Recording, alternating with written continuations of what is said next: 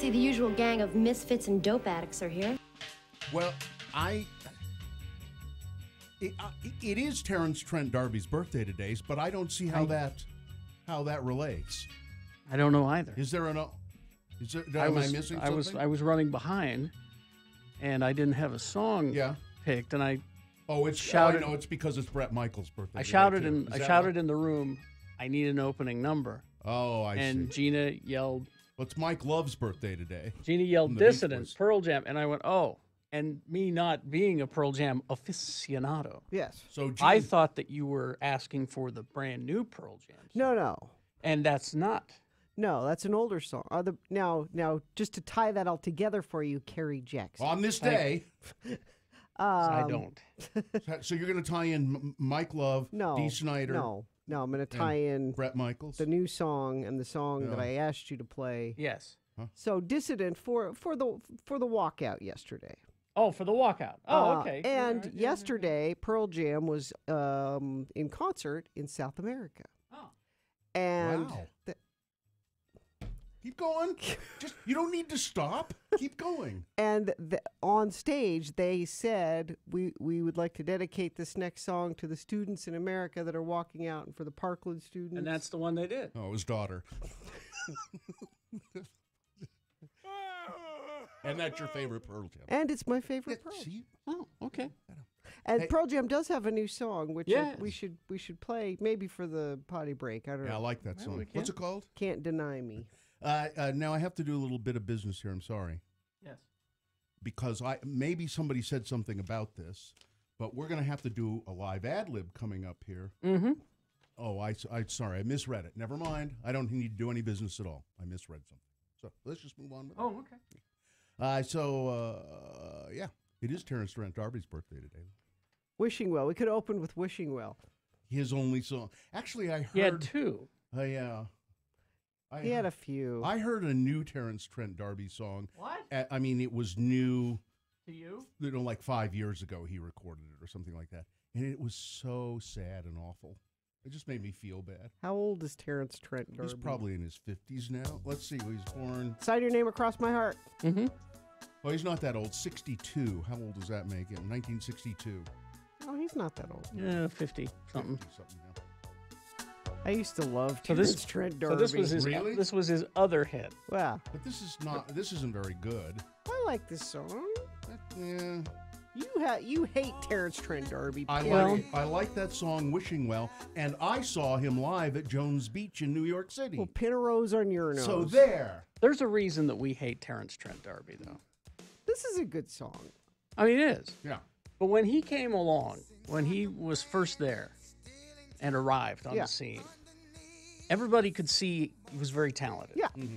And Bill and I saw he was very talented. Now, at the time, we were helping to program the music for the Top 40 station that we were working at. I remember this, too. And he then released a statement saying that he was the most talented musical person ever, more so than the Beatles or Prince or anyone. Yeah. He shouldn't have done that. And that's when Bill and I started hating him, because we were fans up until that. Right. Yeah. You know. Yeah. Should I said think, too much, Terrence Trent and D'Arby. I think in large, Kerry and mine and Kerry's reaction, the people who listened to music also had that reaction. Yes, we and did. Started hating it. We all went, screw you, Terrence Trent D'Arby. Yeah. It's a good song. I mean, he's a talented dude, but he blew it. And he was good in concert. Yeah. At Jones Beach in New York City, where I saw him live, He took over for Michael Hutchence in XS for a hot minute. Oh, my God, no. That didn't go well. It was so quick I didn't know. Yeah.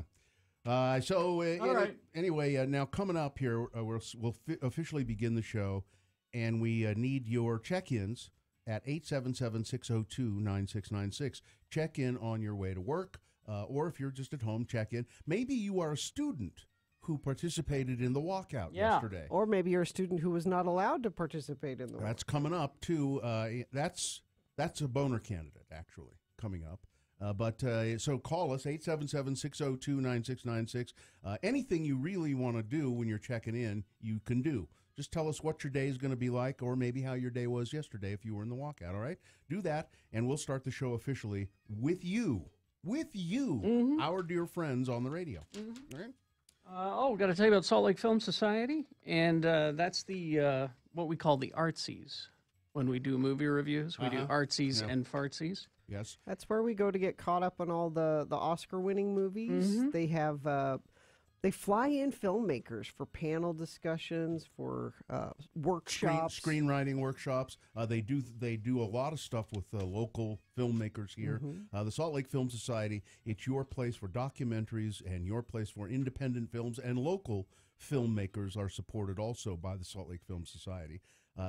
Tori does a great job running that organization. She has a great board of directors, and they really, really love film, all of them. So become a member of their Red Carpet Club. That's easy to do. All you have to do is go to slfs.org for more info. And go to their website and get subscribed to the email. Yeah. Because that's really handy, because you may forget that The Shape of Water is still in theaters, you know, things like that. So it's very handy to have.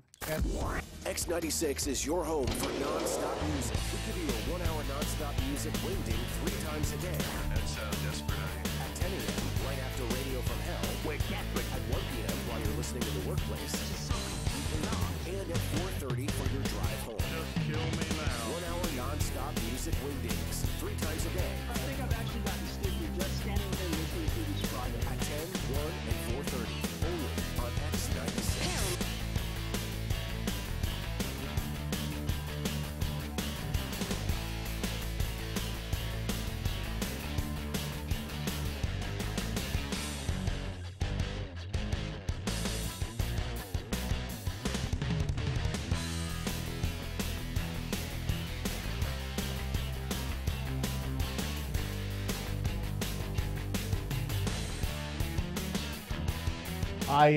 I've just been meaning to ask you, Gina, the last 3 days, and I forgot. Well, What? the last 2 days. Wow.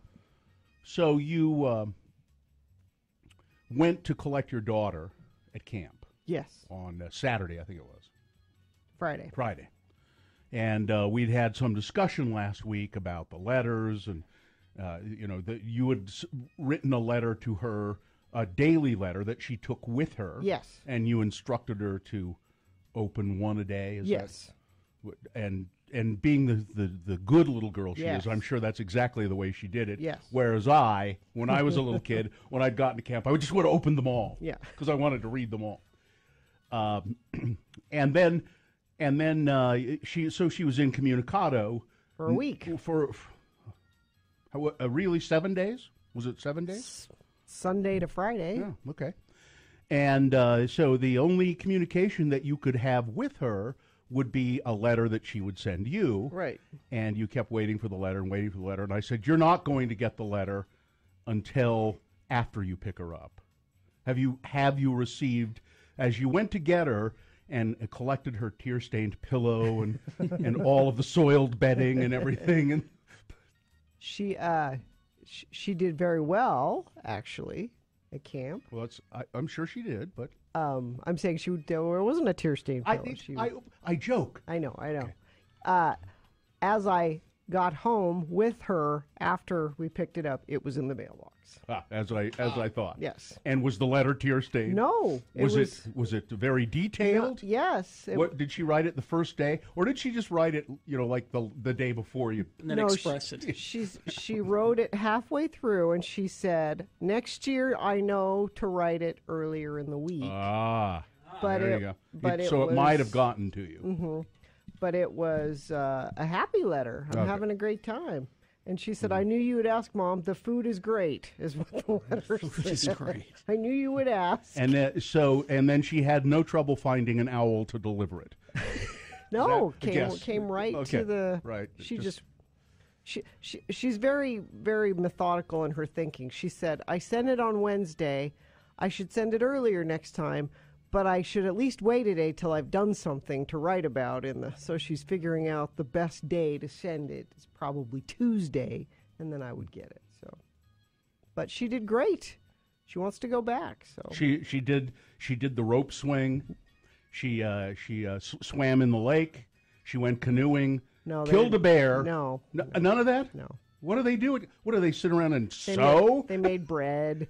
That's not camp. You go out. You got to go out and kill squirrels and play capture the flag at night, and then kids get lost in the woods. At the very least, play with the fire. Yeah, roast no fire. Poking a stick in it? No. They So made it's- bread. They had morning meditation. What? Sissy camp. We did yoga, Mom. She loved it. That's all that matters. Sissy camp. Okay.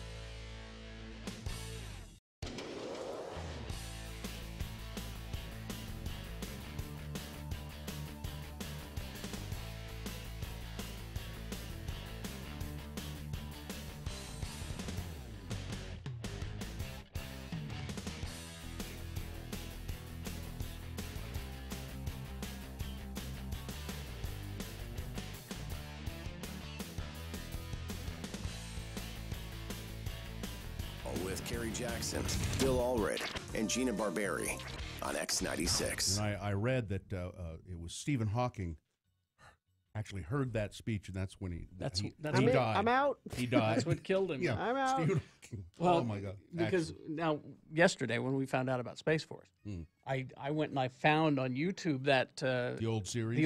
Well, it was a pilot. I think it was the only one. Never did One this. episode. It was terrible. It was a comedy set on a space station called Space Force. Fred Willard was the lead, and it was just terrible. But what was great about it was the theme song. You have. Let me find the theme Oh, song. I want to hear it. Let me find it, and we'll get to it. let's Starting the show, yeah. officially beginning the program here.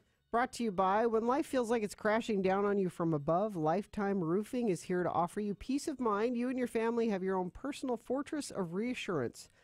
Their roofs are lifetime. Yeah. Simply better than everyone else, period.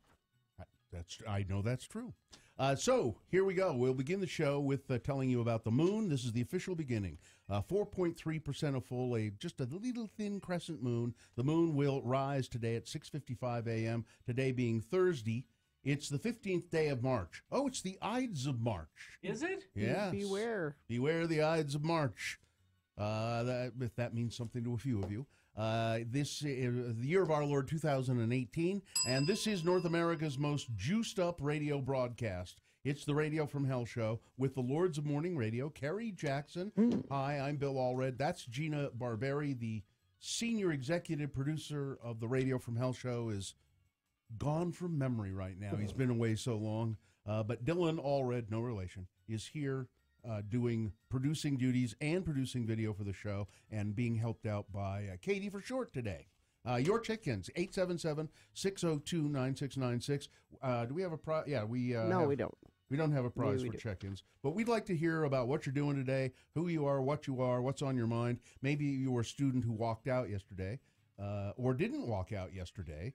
we'd like to hear from you and hear about you. Either way. Yeah, a lot of students did walk out. There were some students who didn't, and some students actually stayed in class and held up signs about the Second Amendment and the right to bear arms. One young student was quoted as saying, "I've grown up with guns. I've shot many guns. I've hunted." Then another said, "My father owns a rifle, and it put food on the table last year." Okay. Now, I would just say to that young man, you're not quite right. Rifles don't put food on the table. People put food on That's the right. table. That's right. Guns don't put food on the tables, young man. People put food on the table. Get unlimited 1.5% cash back plus a $100 bonus with Power Cashback credit card from Security Service Federal Credit Union. Restrictions apply. Get details at ssfcu.org. Was that just for so what's? For check-ins. Oh, okay. 877-602-9696. Give us a call now. Let's see. Lines are open, so give us a call. We got quite a few texting checking in. Junior high school teacher checking in. Couldn't be prouder of my students. Aw. Almost all of my students at that time yesterday participated in the walkout and were very upset about a few students who were goofing off and not taking it seriously. Oh, good. Bus driver Allison, as part of the education system, I am proud of each student who used their speech to promote awareness yesterday. There is one line that somebody's been holding on. David's there. David, are you there? Yes, sir. I am here. Yeah. Hi, David. Thanks for checking in with us. What's on your mind? Not much. Just driving home from work this morning and just happy to be off work. Yeah. What do you do, David? I work for Fox 13 News. Yeah. Oh, are you a tech or a reporter or what do you do? Yeah, I'm a studio technician. Cool. That's great. I went out to, we all went out to Fox 13 a couple of weeks ago, and it's, I had never been to that studio. It's a pretty impressive operation. We did 3 questions, which was a lot more questions, actually, with Bob Evans. Yeah, it's more like 300 questions, not 3 questions. Yeah. What do you do overnight, David? I go in the morning at 3:30 a.m. and do a morning show. I run the cameras, run prompters, stuff like that. Okay, cool. You know, my kid works there. Really? Festus does that, what you do, but he does it for Noon News. That's pretty sweet. I have to see him sometime. Yeah. Ask around. Ask if Festus is Say, there. hey, is Festus here today? Yeah. Thanks, David. Yeah, no problem, guys. Hey, have a good day. See ya. Bye. That was a nice guy. Yeah. All right. Let's go to Dino. Hey, Dino. Hello. Hi, Dino. What's up with you? Oh, just heading home from work. Boy, what a lot of people working late at night or overnight. What do you do, Dino? Oh, I work as a CNA over in a nursing home in Bountiful. Oh, nice. That's very nice of you to do that. That's hard work, but satisfying, I think. You know what? sometimes. I'm reading a book right now called Being Mortal, and it's about end-of-life care and how we choose to live our lives at the end of lots would of you stuff pass that about- along to me when you're? Yeah, no, it's a really good book. But it talks a lot about nursing homes and the people that work in them. And do you like your work, Dino? Yeah, I enjoy it a lot. Good. It brings me some joy in my life just to help some people out. That's great. Anything else you want to say? You got anything on your mind you want to get off? No, just thank you for letting me listen. I've been enjoying it since I've moved here. Was looking for that good morning radio show that met my interest. But How did you find the show, Dino? And how long ago was that? Oh, so I moved here when I was in the 8th grade. That was like 13, 14 for me. And a friend of mine, I kept talking about this radio show in California. I like the Kevin and Bean show on an alternative rock station. Sure. And he was like, hey, you should listen to Radio Hell from Hell show in the morning when you go to school. And I was like, okay, so took his word and have not regretted the choice. Yeah, I hope he's still your friend. He is. Okay, good. And you found out that we're actually much better than Kevin and Bean, right? I agree wholeheartedly. We are different from Kevin and Bean in that we don't have nearly as many celebrities. And we're entertaining. And that we're all in the same room. Yeah.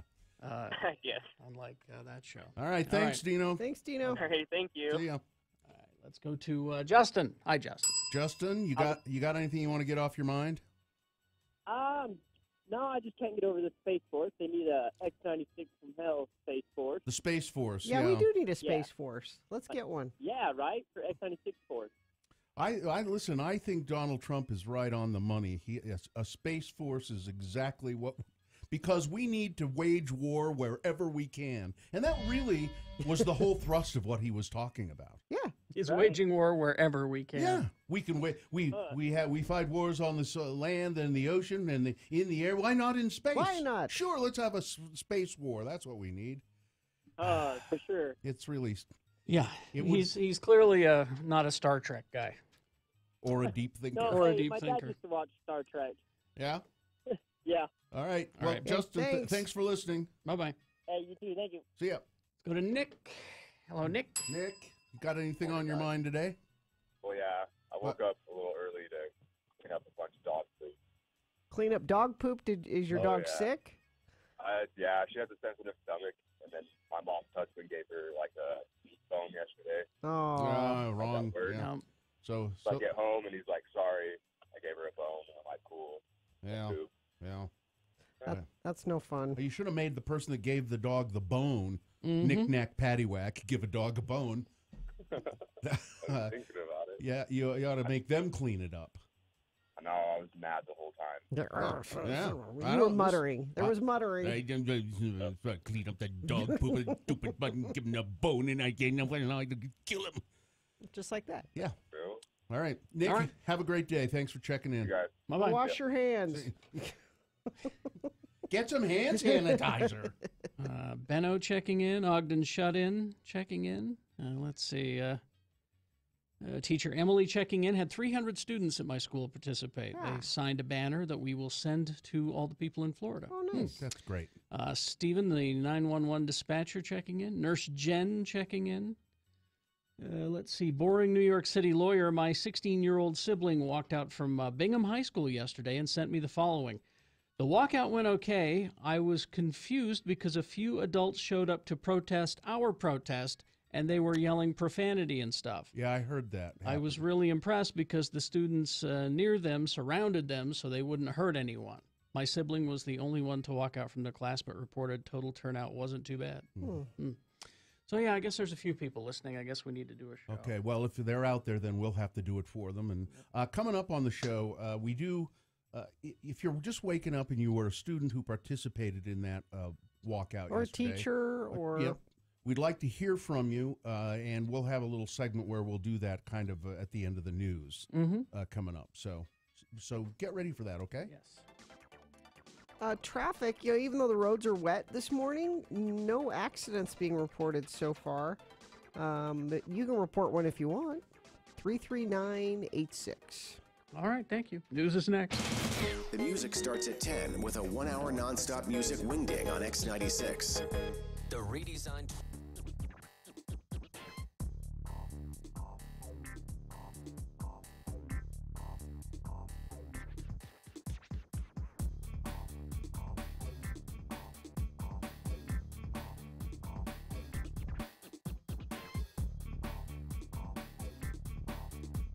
All right, so we're downtown now.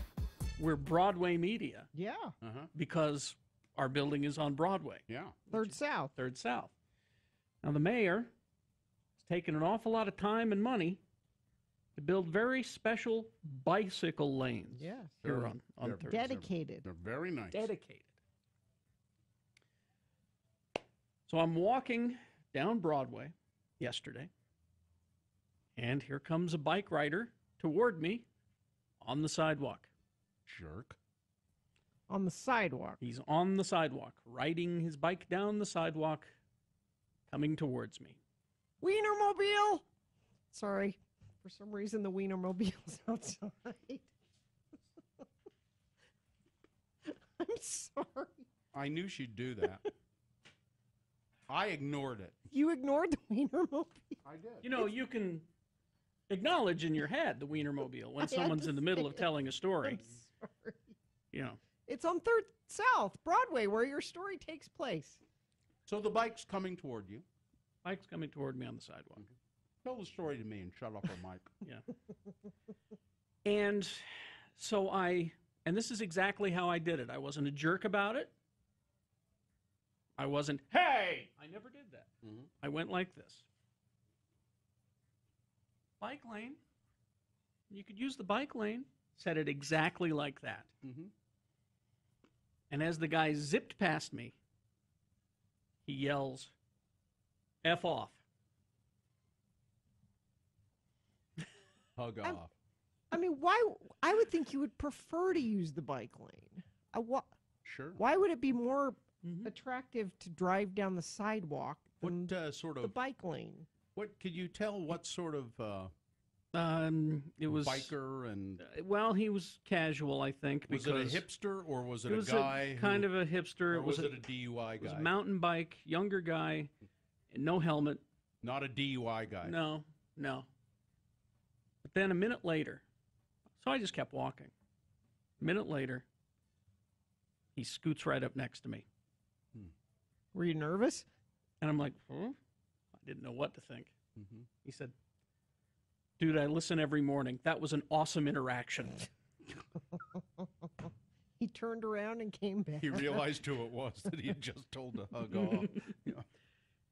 And I went, okay. I just, the mayor spent an awful lot of time and money on that bike lane. I just thought you might want to use it, is all. Did he explain why? He rambled about how he's a passenger, he's a rider, he's a pedestrian, he just goes wherever, some sort of crazy. Oh, he's like... It didn't make any sense, and I just kept walking. So. But he turned around and came back. Did he apologize? Did not apologize. I think that was his way of apologizing. Saying I listen to your show. Saying is I an listen to your show apology. every morning after I tell you to F off. Well, I don't know. I think I might have said, that doesn't make it okay. I didn't care to interact anymore. Once he started going on about how he's a pedestrian and a passenger and all that. Doesn't make any sense. I went, okay, I don't want to talk. I don't want to talk.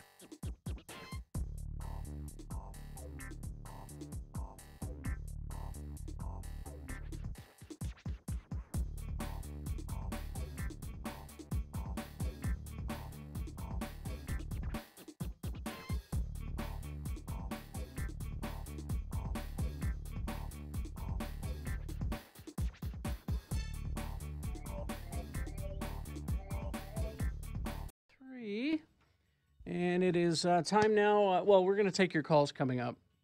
If you were at the walkout yesterday, if you participated in it, or if you didn't, yeah, or whatever. If you were against it, yeah, give us a call 877-602-9696. But right now, big boy news and opinioendo brought to you by. Stop by any of your locally owned and operated Utah Big O tire stores. Save up to $250 on a set of Goodyear tires. For brakes, oil, shocks, and more, Big O Tires, the team you trust. Well, Gina, I have a story here for you. And you probably already know this. I know you followed the Natalie Holloway case. Oh, sure. Yeah. Extremely closely, right? She was that young woman who went missing some years ago now in Aruba, right? She was on spring break with some of her friends and she went missing. Well, Christopher Ludwig, a man who came forward last year and claimed to have helped dispose of Natalie Holloway's body, he is now dead. Really? Christopher Ludwig was fatally stabbed on Wednesday during a failed kidnapping attempt in Sarasota County, Florida. He'd been trying to kidnap a young woman outside of her home as she was getting into her vehicle. How did I miss this story? She fought back. Yeah, even I saw it, Gina. Come on, She no fought excuse. back, this woman he was trying to kidnap, and plunged a knife into him several for her. times. Well, yeah, causing him to flee on foot. Cops found him nearby with multiple stab wounds. They rushed him to the hospital. He was pronounced dead. This comes just a few months after Mr. Ludwig had appeared in the Oxygen television series The Disappearance of Natalie Holloway, in which he claimed to have helped his pal Jordan Vandersloot to dispose of the 16, well, I think she was only 16, she was a high schooler, dispose of her remains. The idea was to crush everything to the point where it wasn't recognizable as her bones or her skull or anything like that. Totally believe him, said Ludwig. Did you saw it? Yeah, and you that saw that. I saw. You Yeah. saw that testimony. Yeah. So they and now even more if he's if he dies trying to kidnap a woman. I mean, I don't really want to think about the details of how they might have gone about trying to. Interesting side note. Yes. Her mother and John Benet Ramsey's dad. Yes. Were a thing for a while. Oh, that's right. I remember that. And didn't he die? Mm-hmm. The dad, John Benet Ramsey's dad. Yeah. Ugh. That's all pretty creepy. Yeah. So listen, now a good friend of the program, Becky Langeshoot, she has sent me several emails. This is about that missing couple in Arizona, and she is related to them. So she sent me this story, and it just says the title of her email was just "Getting Closer." Oh, this is really odd. So the sleepy little town of Desert Springs, Arizona. This is from the Mesquite Local News, Mesquite, Nevada. Okay. I guess. Maybe Mesquite, Arizona. Anyway, it's the home of Jerry and Susan McFalls, the couple that went missing from their homes January 11th under suspicious circumstance. They owned a home in this little sleepy town in Arizona. They would spend the winter there, and in the summer they'd come back here to Salt Lake, to northern Utah. They were described by neighbors and family members as folks who would give you the shirt off their back. They're helpful to their neighbors, wonderful parents and grandparents, the nicest people you ever want to meet. So the McFalls were supposed to come back to Salt Lake City for a court date, but they didn't show up. The couple's oldest son arrived at the Desert Springs home on January 21, found his parents were missing without a trace. Okay. But their car keys were there. There was a roast on the counter that was just about ready to be put. Their dogs were there. Everything was there. They were missing. Now, the couple last spoke with family members January 11th, but Susan's cell phone showed a call about 20 minutes later being made to a garbage disposal company to come and pick up the trash, a dumpster, and the company did. Okay. So what were they going to court for up here in northern Utah? Well, a next-door neighbor, had a pending court case for shooting Jerry McFall in the stomach with a BB gun. That's interesting. Sometime before the couple went missing. The couple never showed up to court to testify, so the charges against the neighbor were dropped. The Mojave County Sheriff's Office conducted a search of the neighbor's property, but has divulged no findings at the time. But there are ghastly and gruesome sights on his property. What does that mean? According to family members, let's see, you go onto his property. I want to get you the details. The entrance, well, there's a big fence around it, but they go to this guy's house and there are like dolls hanging from trees and. Ooh, creepy. Yeah. There's a. I want one of the details here. I can't find it, but there's all kinds of creepy stuff like that all over the property of this guy who allegedly shot Mr. McFall in the stomach with a BB gun. So there's maybe a suspect. Yeah. Maybe a suspect. So Utah students walked out yesterday. A lot of them did.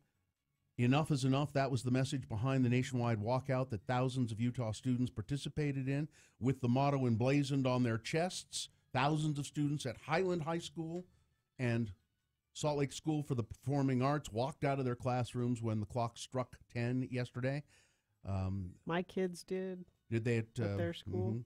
So one student said, "I'm tired of schools being the new American battleground. We must protect these students. Every student who walked out today could be a victim and could be another name on the list," marking 1 month since the shooting in Parkland, Florida.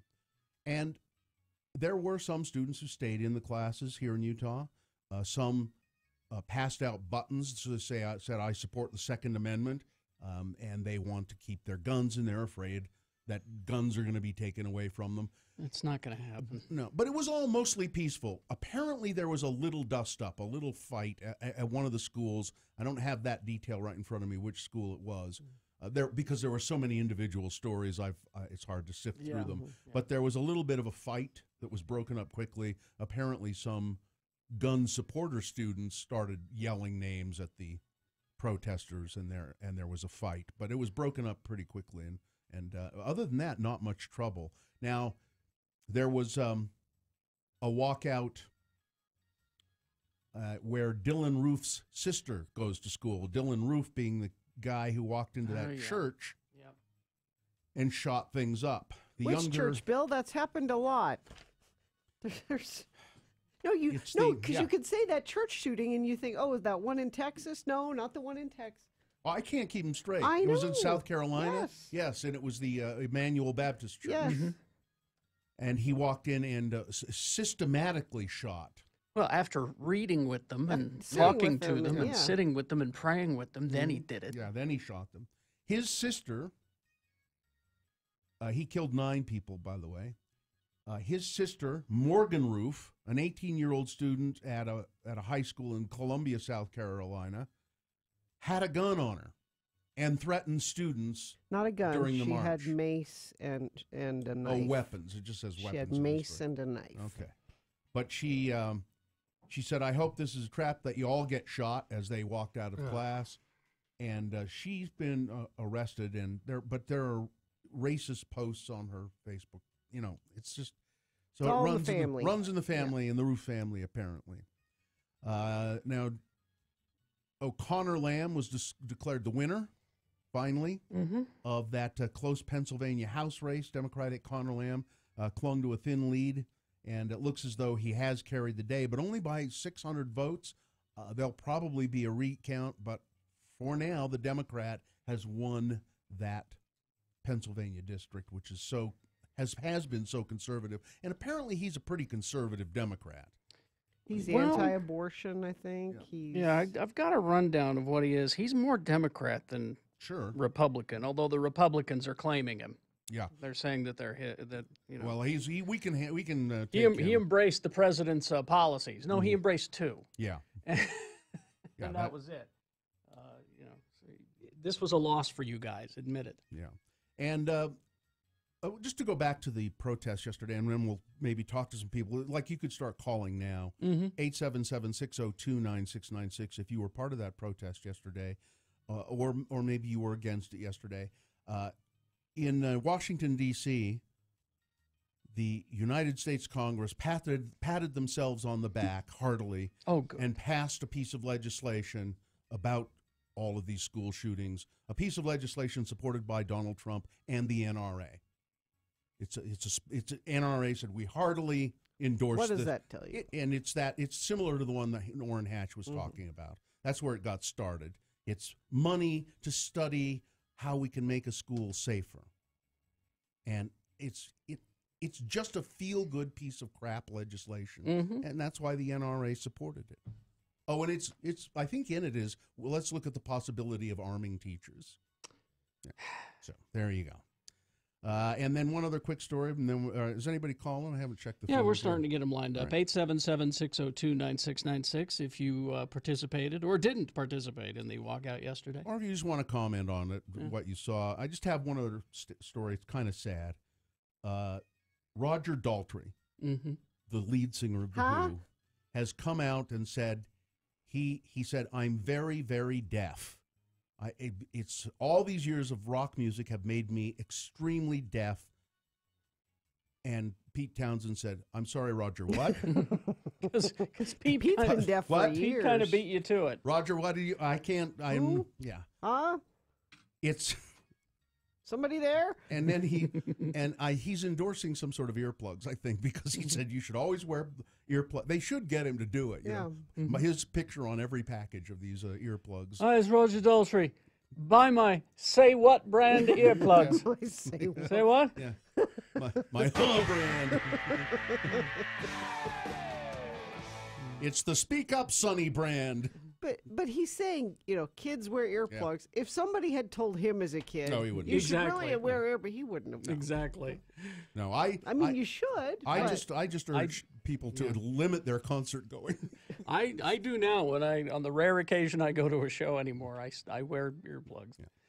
All right, let's see. Weather, traffic. Just a little sports, too. A little sports, too. And Hang then on, we'll, Trinity. We'll take your calls. Try Subway Starting 5 Fresh Value Meal featuring the favorite subs of the Utah Jazz starting lineup. Enter to win a VIP suite experience. Go into Subway and find out how to enter. Let's see. In the NIT, the Utes, they beat UC Davis 69-59. BYU, they're out. They're done. Out of the NIT. That's it. Mm-hmm. Jazz play Phoenix tonight at 7 p.m.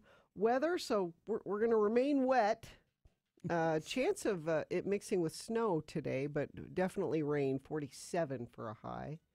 And traffic, they've got snow in Tooele, sticking to the roads, Main Street, 10th North. No accidents to report, although I thought I saw something in our message stream, 33986. That's also a place you can text in about the walkout yesterday, but we'd love to talk to you on the phone, so call us, 877-602-9696. All right. So far, Trinity is the one who's called us, and she's on line one. Trinity, are you there? Yeah, hi. Hi. Hi. How are you? Good, how are you? Great. What school do you go to? Viewmont High. And Trinity, did a lot of people walk out at Viewmont?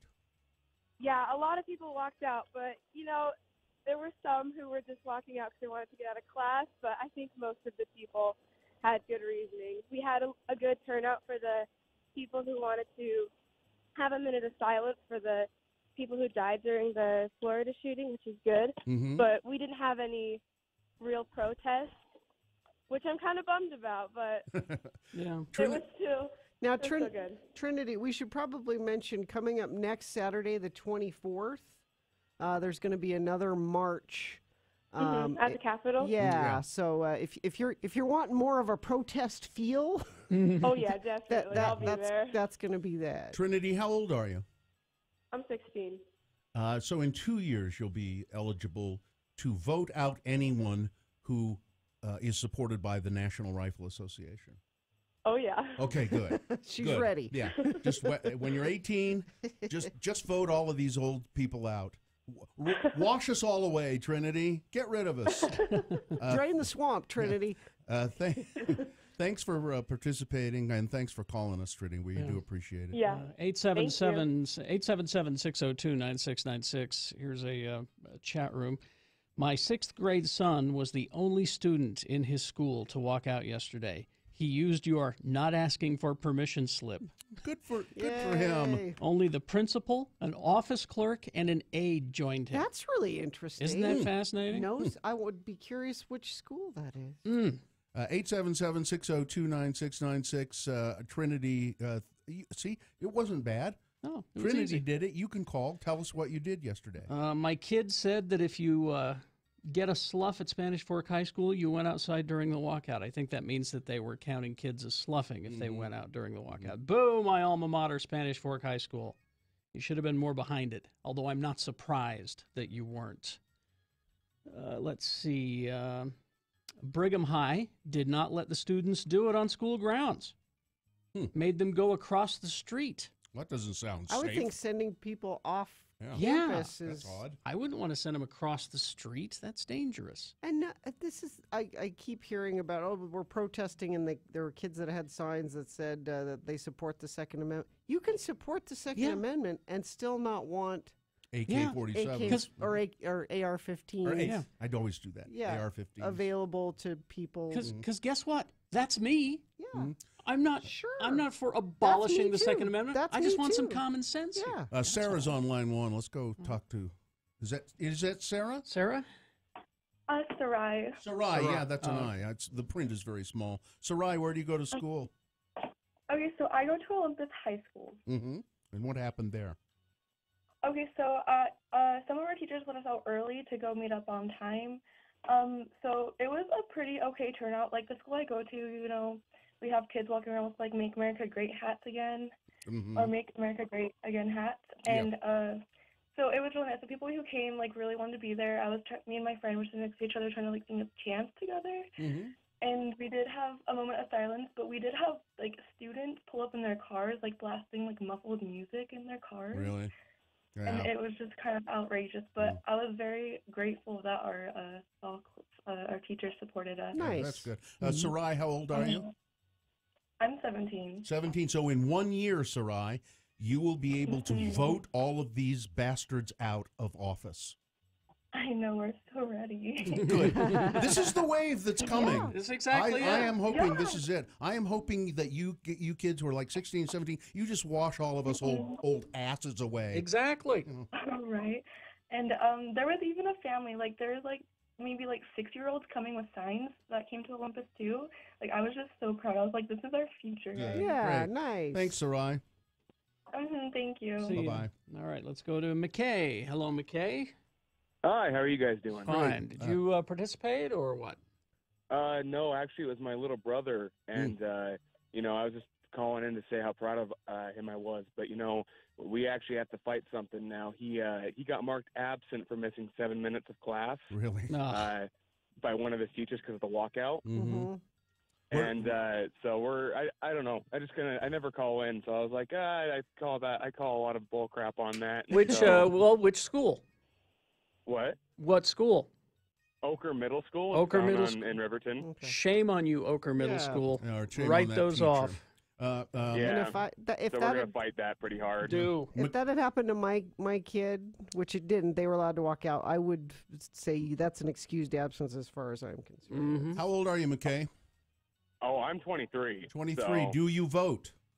yes. Good. Vote the bastards out.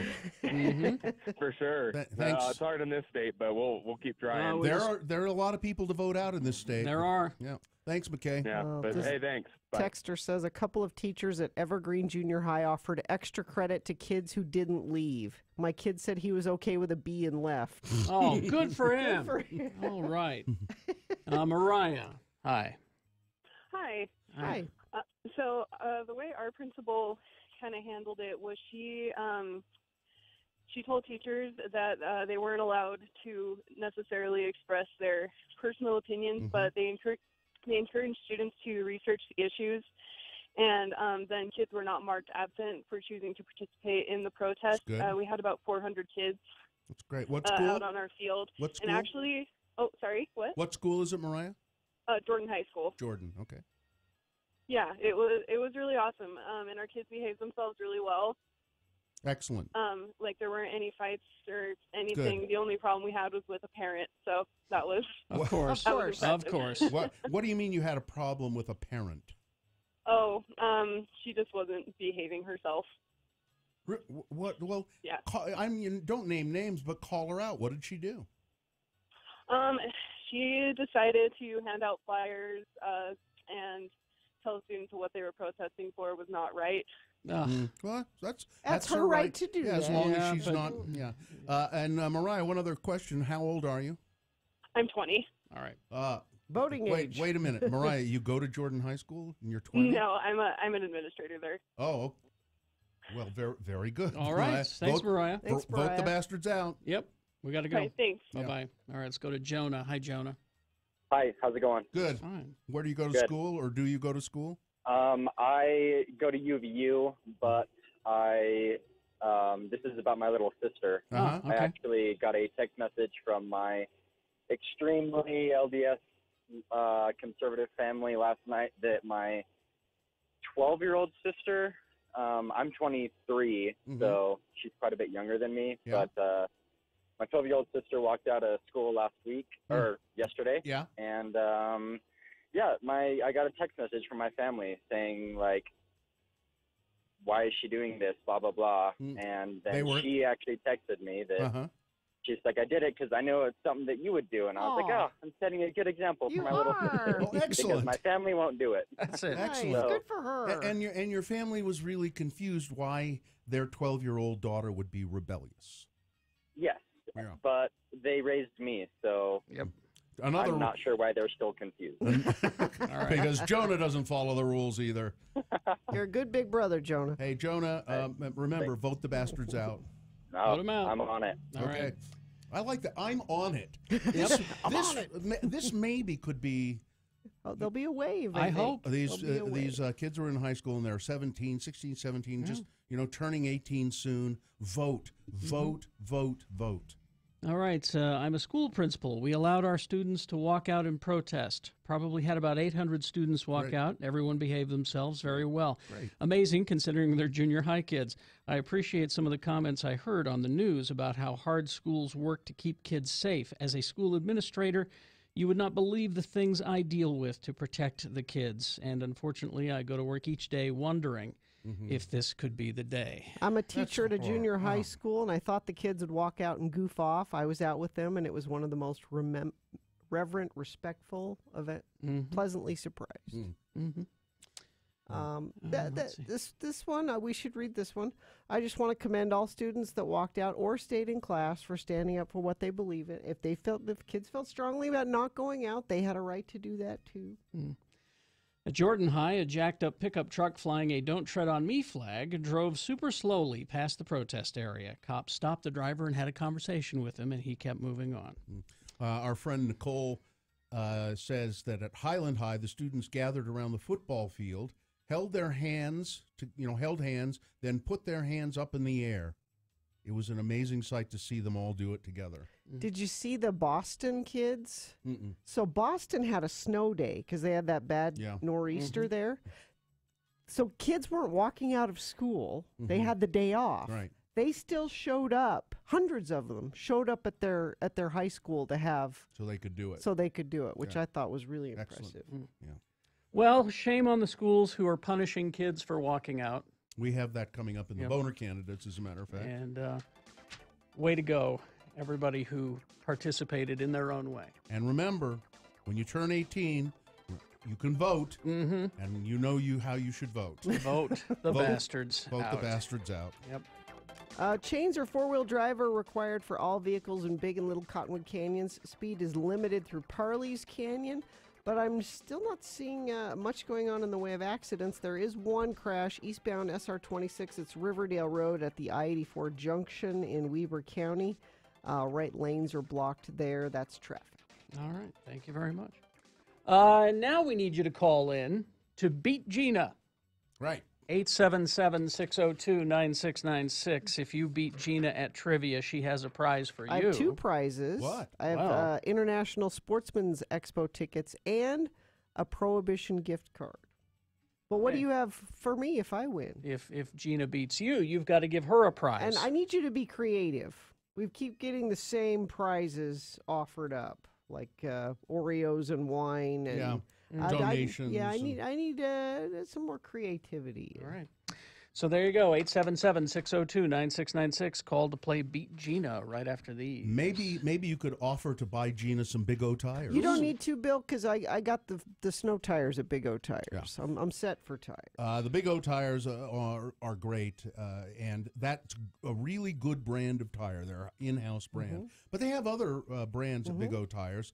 They have Goodyear, and right now they're offering $250 off a set of Goodyear tires. But that only goes until March 31st. Now, you can go to your local Big O tire store, and they do all kinds of other stuff there. They'll work on your car, do maintenance on your car, and all of that. But when you walk into the Big O tire showroom, just appreciate, as I do, the smell of vulcanized rubber. Oh, my God, I love that smell. It's so distinctive. The smell of new tires. I love it. They have, as I said, very many brands there, great brands of tires. Check out the Big O brand as well. You know, you'll find a Big O tire store, I'm sure, because there are 38 locally owned and operated locations across the Wasatch Front. They're the team you trust. Find a store near you by going to BigOTires.com. Railroad. Roll by podcast.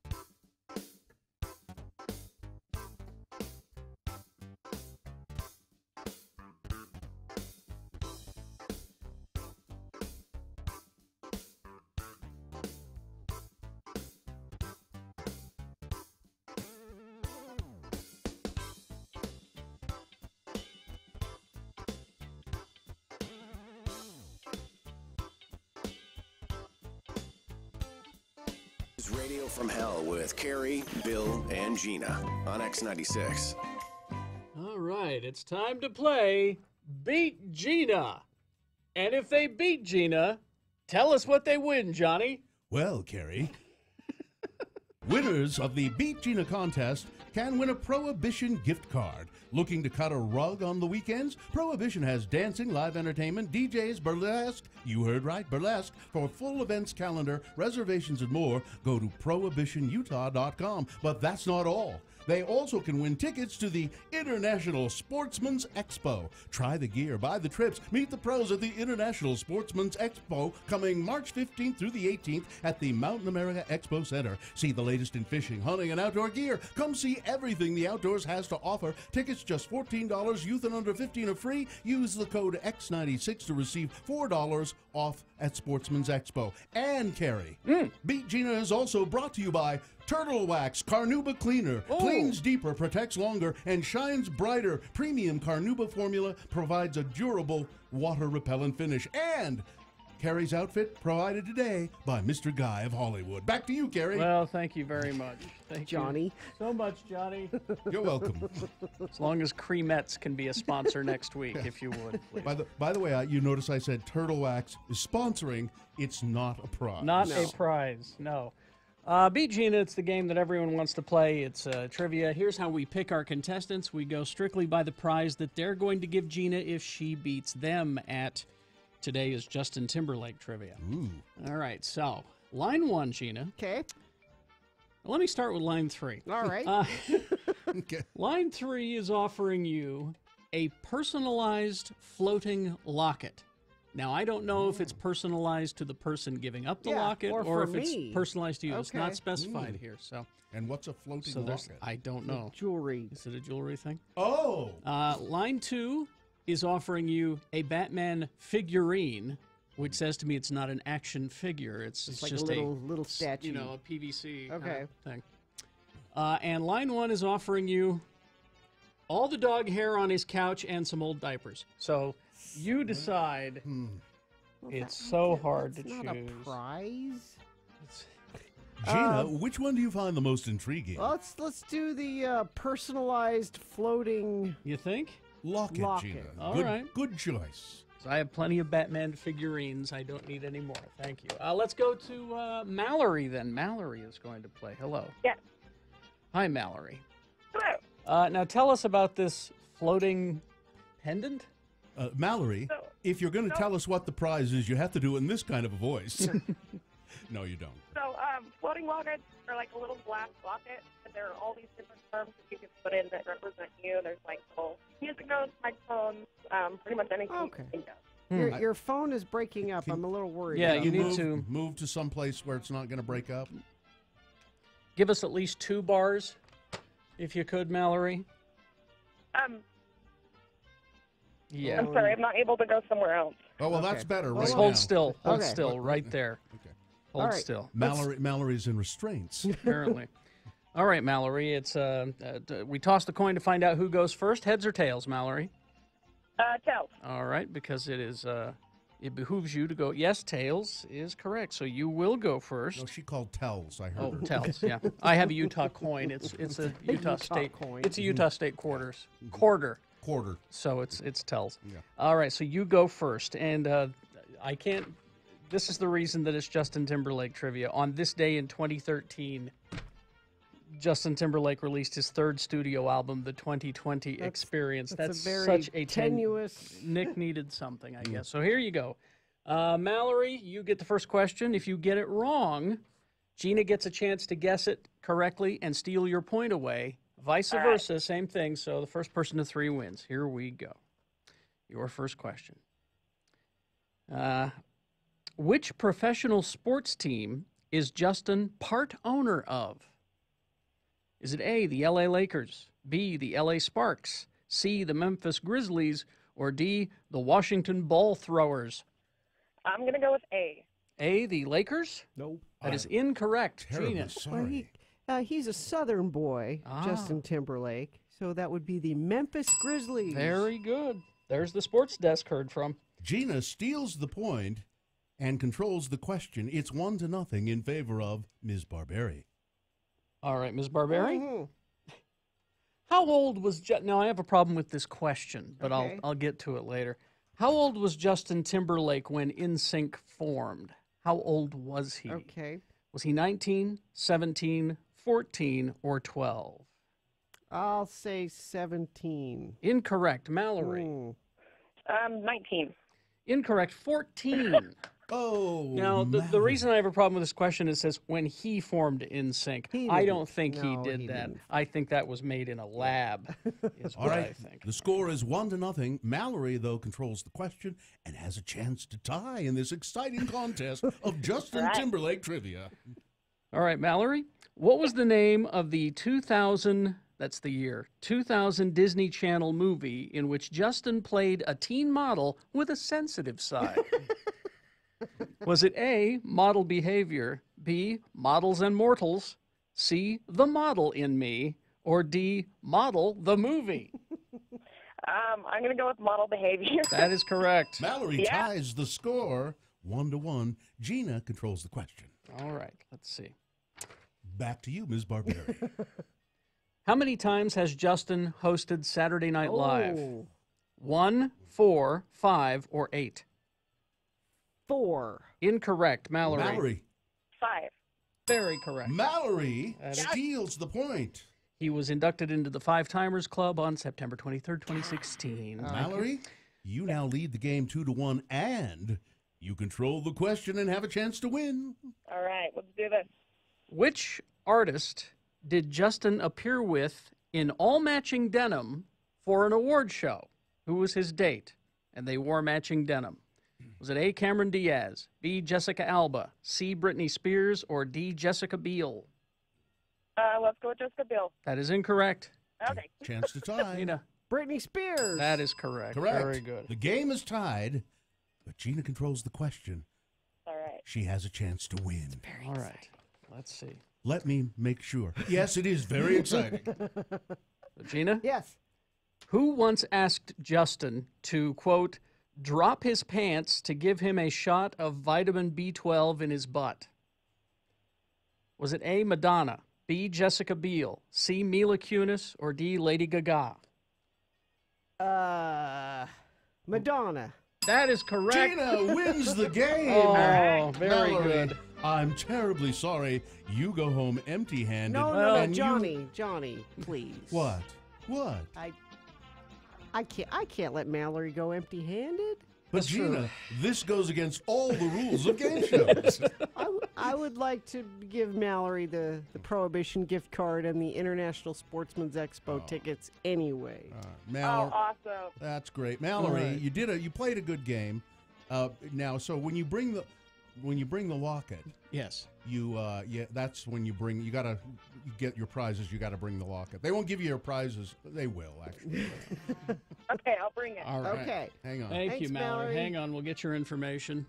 Why isn't it Julius Caesar trivia because of the Ides of March? Oh. Well, you'll have to ask Nick. Julius Caesar, where did they stab him? Right in the rotunda. That's right. It's one of those. Got him right in the rotunda. Oh. One of the oldest jokes on the planet. All right. A crash southbound I-15 approaching Park Lane exit in Farmington. 2 cars are on the right shoulder there. Crash eastbound Riverdale Road at the I-84 ramps. 2 right lanes are blocked. Traffic back to 1500 West. Got snow sticking to the road out in Tooele. And 4-wheel drive and chains are required for all vehicles in Big and Little Cottonwood Canyons right now. And speed limits are reduced through Parley's Canyon. That's traffic. All right. Here are Boners Round 1. Yep, coming up. Here are the candidates. Boner candidate number 1. Now that's a conference call. Boner candidate number 2. I'm sure this was just a coincidence. And boner candidate number 3. We believe in the right to assemble. So lock them up. Okay, there you go. Round 1 of your boner voting coming up along with Big Boy News. Right after these, got to tell you about Everest Collision Repair. It's going to snow this weekend. Roads are going to be slick. Yep. Why don't you download the app now? The Everest Collision app is good to have on your phone because if you are in an accident, it's already there.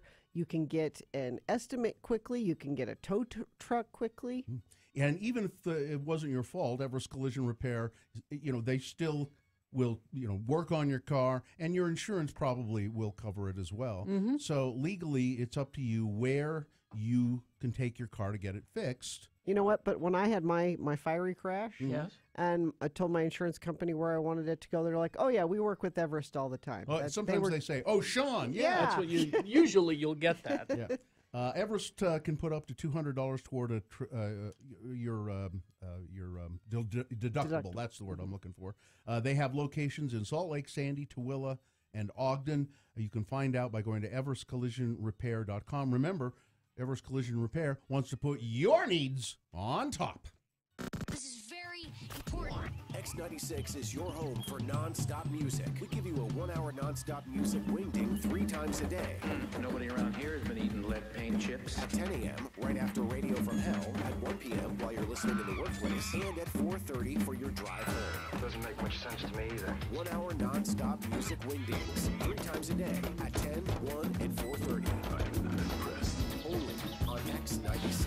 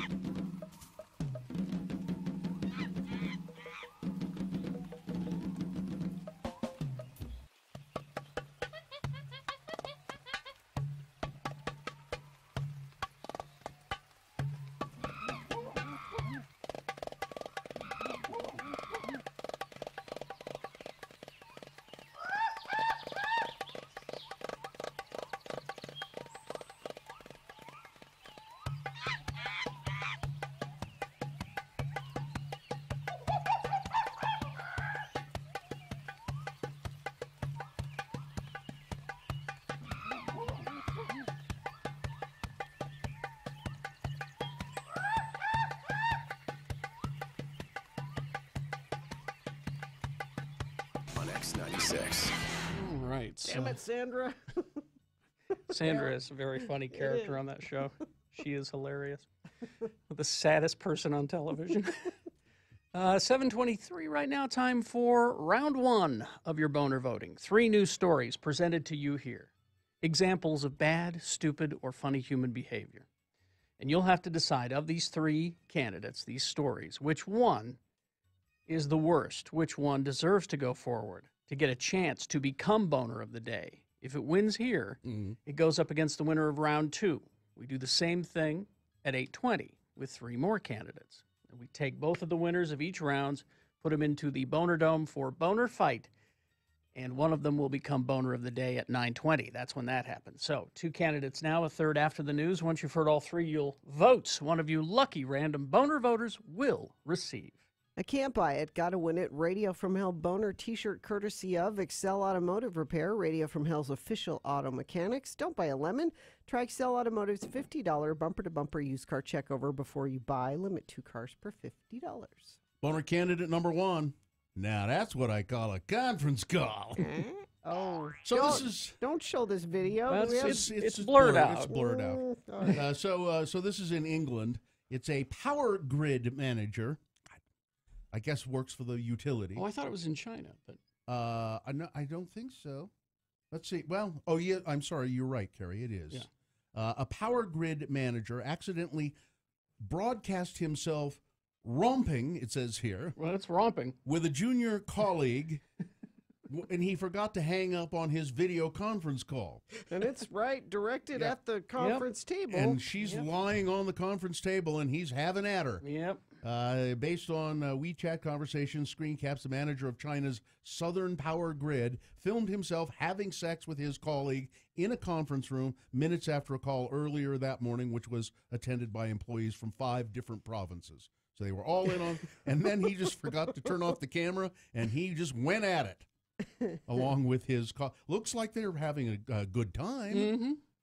But boner candidate number 1, now that's what I call a conference call. There's boner candidate number 2. Yeah, I'm sure this is just a coincidence that the National Rifle Association, Oh yeah. on a day when students all over the United States walked out of their classrooms to protest gun violence in schools, particularly in the wake of the Parkland, Florida school shooting, in which the shooter used an AR-15. So I'm sure it was just a coincidence that on that day, yesterday, the National Rifle Association posted a tweet with a picture of an AR-15 with an American flag on the stock, and then the caption for the tweet read, "I'll control my own guns, thank you." I'm sure it was just a coincidence. Just a coincidence. That you can see it at x96.com. Yep. /live. And maybe you can control your own guns. Yeah, we're worried about But the ones. there are people that can't. Yeah, exactly. This shows absolutely no sensitivity. Yeah. It shows whatever is the opposite of sensitivity. What is the opposite of sensitivity? It's this. And you know what? Can I just say something? Because I saw somebody do this in the chat room a little while ago that said something about, handguns kill more people than AR-15s. This Parkland shooter had dozens of weapons. Yeah. Mm-hmm. He could have chosen a handgun. Yes.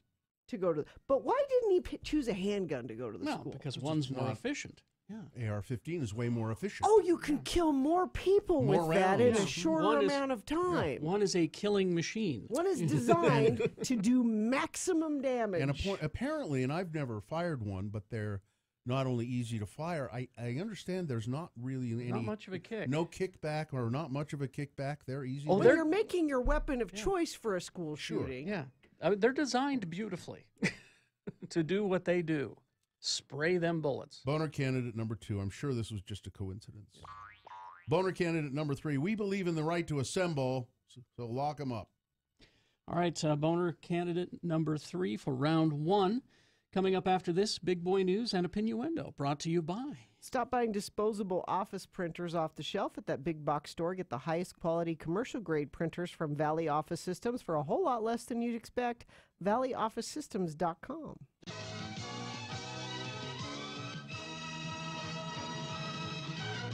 Well, I'm sorry, Gina. I can't seem to get away from these stories because there are so many of them in the news.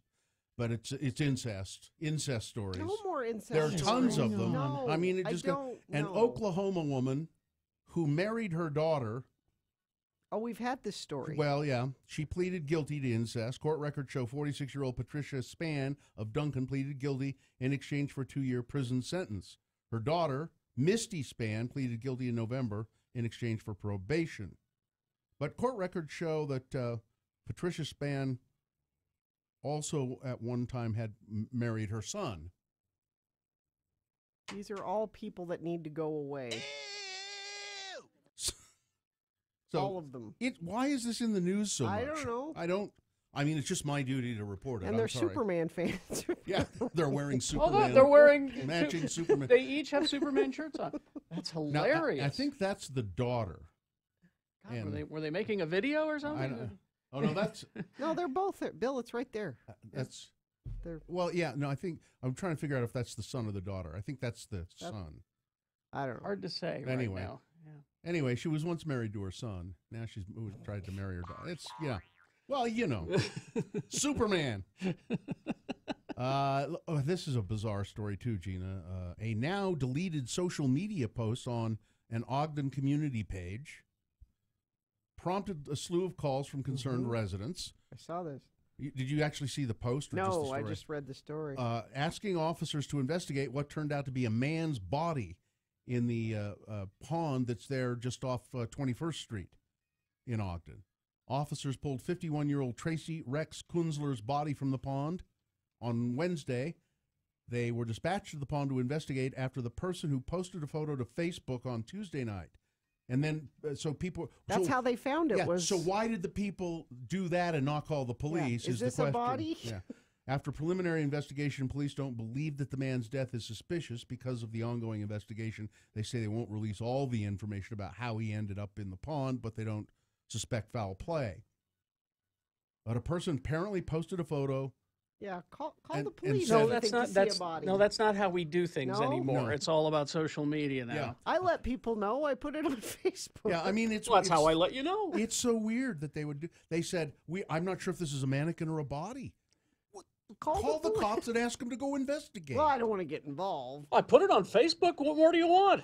The police say, look, if you see something suspicious, just call us, please. Don't post it on Facebook first.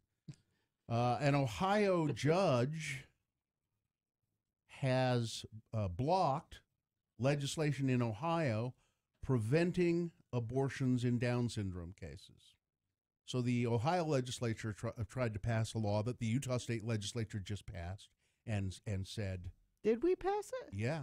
I don't think we did. I don't think we did. No, I think they did.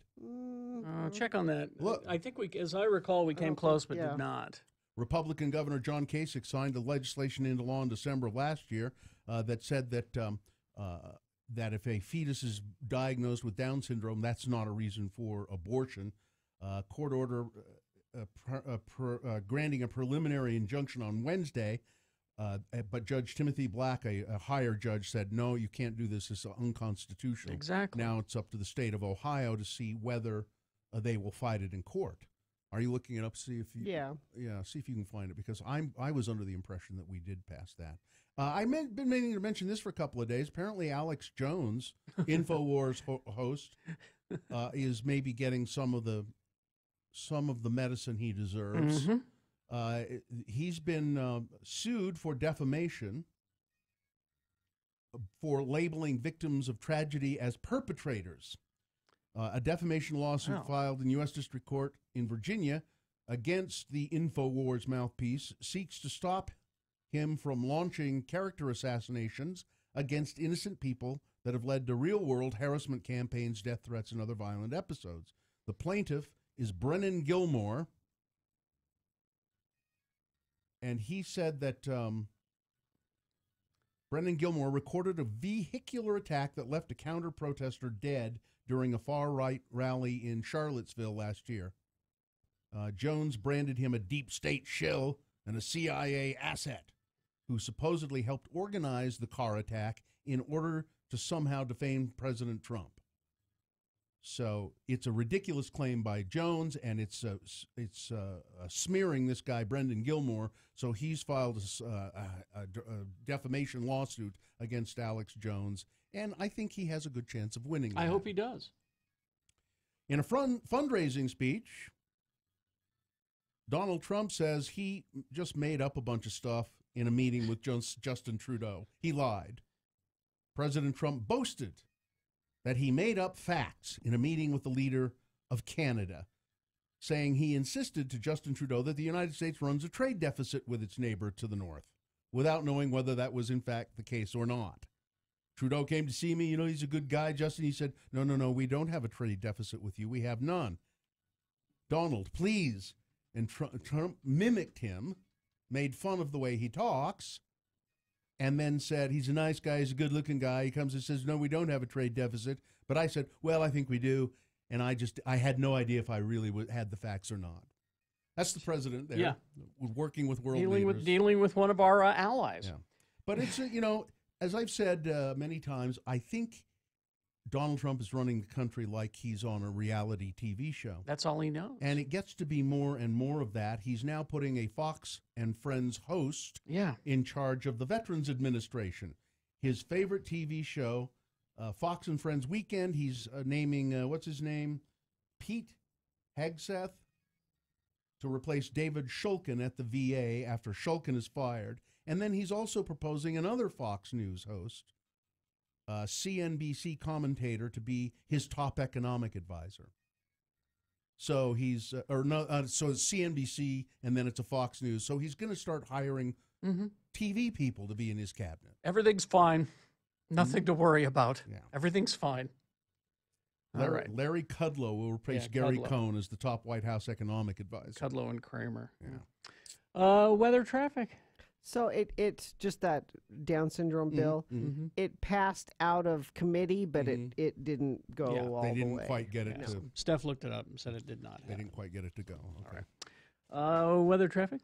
Weather brought to you by National Auto Plaza. Who builds the best trucks? National Auto Plaza does. Lifted accessories you haven't even thought of yet, all to take your next adventure to a whole new level. Wet today. Could be slick, too, in some places, but will be about 52 degrees for a high, so probably will stay mostly rainy today. Traffic, the weather is affecting traffic a little bit. Crash southbound I-15 approaching Layton Parkway exit. 3 cars blocking the left lane near the Church Street overpass. Traffic is back to 7th South in Clearfield. Crash southbound I-15 approaching Park Lane. That's the one I was just telling you about. We've got a crash eastbound Riverdale Road at the I-84 ramps. 2 right lanes blocked. Traffic back to 1500 west. All right. Here's boner candidate number 3. We believe in the right to assemble, so lock them up. Now, this is just one example of many. There were several incidents like this yesterday. While thousands of students across the nation walked out of their schools in protest of gun violence, Grand Blanc High School in Michigan locked its classroom doors to prevent students from taking part. Whoa. Instead, the district encouraged students to write letters to elected officials in support of gun reform. Marking the 1-month anniversary of the fatal shooting in Parkland, Florida, #Enough national walkout took place in schools across Michigan and the country, but Grand Blanc High School locked the doors. You can't go. You may not participate. And this is just one example of a lot. I mean, most schools allowed it, but there were several who did this. And this is just one example, and that's why I'm putting in one boner candidate for many examples. We believe in the right to assemble, so lock them up. All right. Let's review the first 2 and vote. Boner candidate number 1. Now, that's what I call a conference call. It's a boss in China accidentally filming himself having sex in a boardroom. He had just finished a video conference call. There was a bunch of people still watching, and he started... Forgot to hang up. He started having at his secretary or one of his colleagues on on a table. Jeez. No, you hang up first. Boner candidate number 2. I'm sure this was just a coincidence. The NRA tweeting a photo of an AR-15 on the day of National School Walkout for no reason, really. No reason. Be honest. It was just a coincidence. And boner candidate number 3. We believe in the right to assemble, so lock them up. All right. Let's get to voting. This is round 1 of your boner voting. You've got to decide which of these 3 is the worst. Which one of these 3 deserves to go forward and get that 50-50 chance of becoming boner of the day. It's just a qualifying round, all right? So 1, 2, or 3, you decide. And put that number in the message of a text. Then text that to 33986. You could call 877-602-9696. Or you could go to x96.com, look for the box. This is Boner Voting March 15. And vote there. You got to decide, though. You got less than 300 seconds to decide the winner of round 1. Coming up, we're going to review some movies and geek news on the radio. Stand by. X96 gives you a...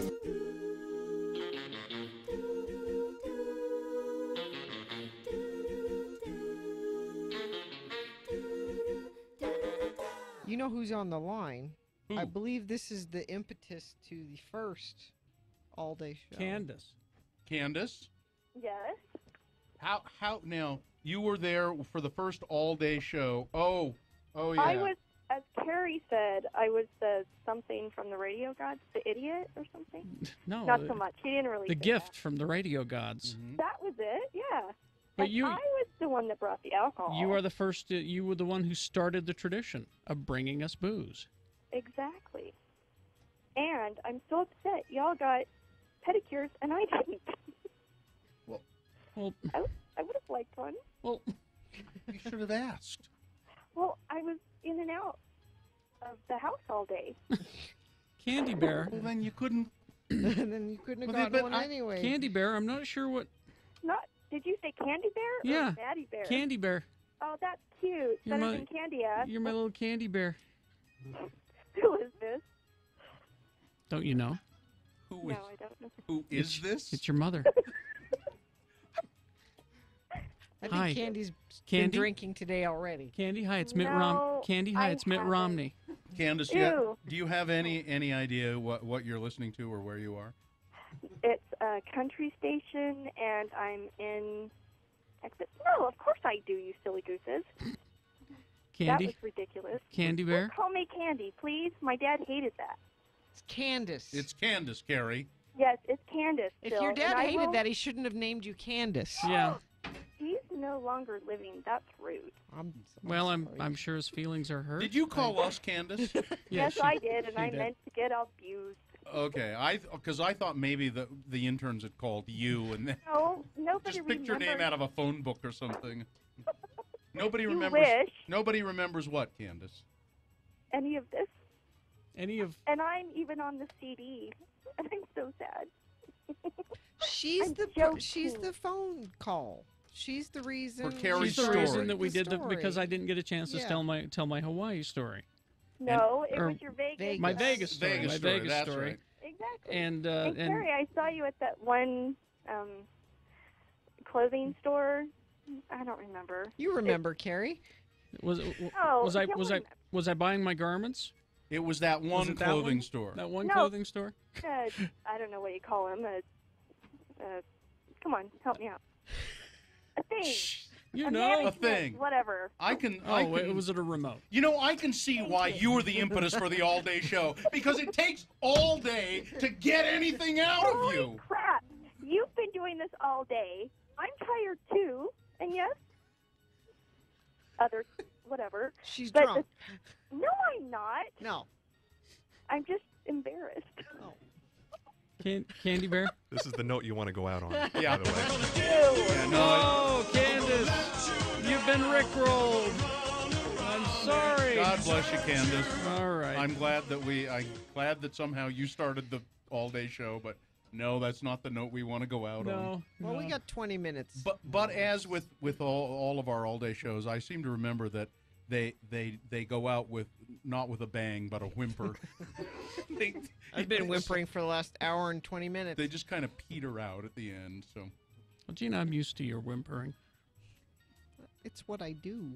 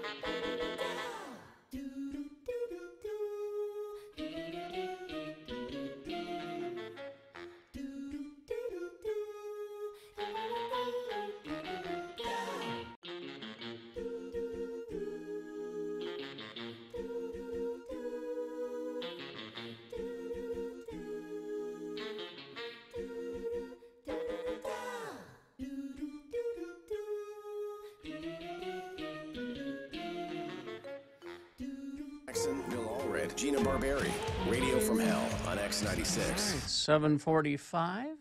Time to award round one of your boner voting. And round one of the boner voting is brought to you in part by a simple salad with a simple vinaigrette.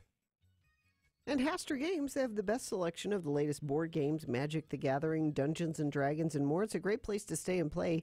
Remember, Haster has it 6831 South State and online at hastergames.com.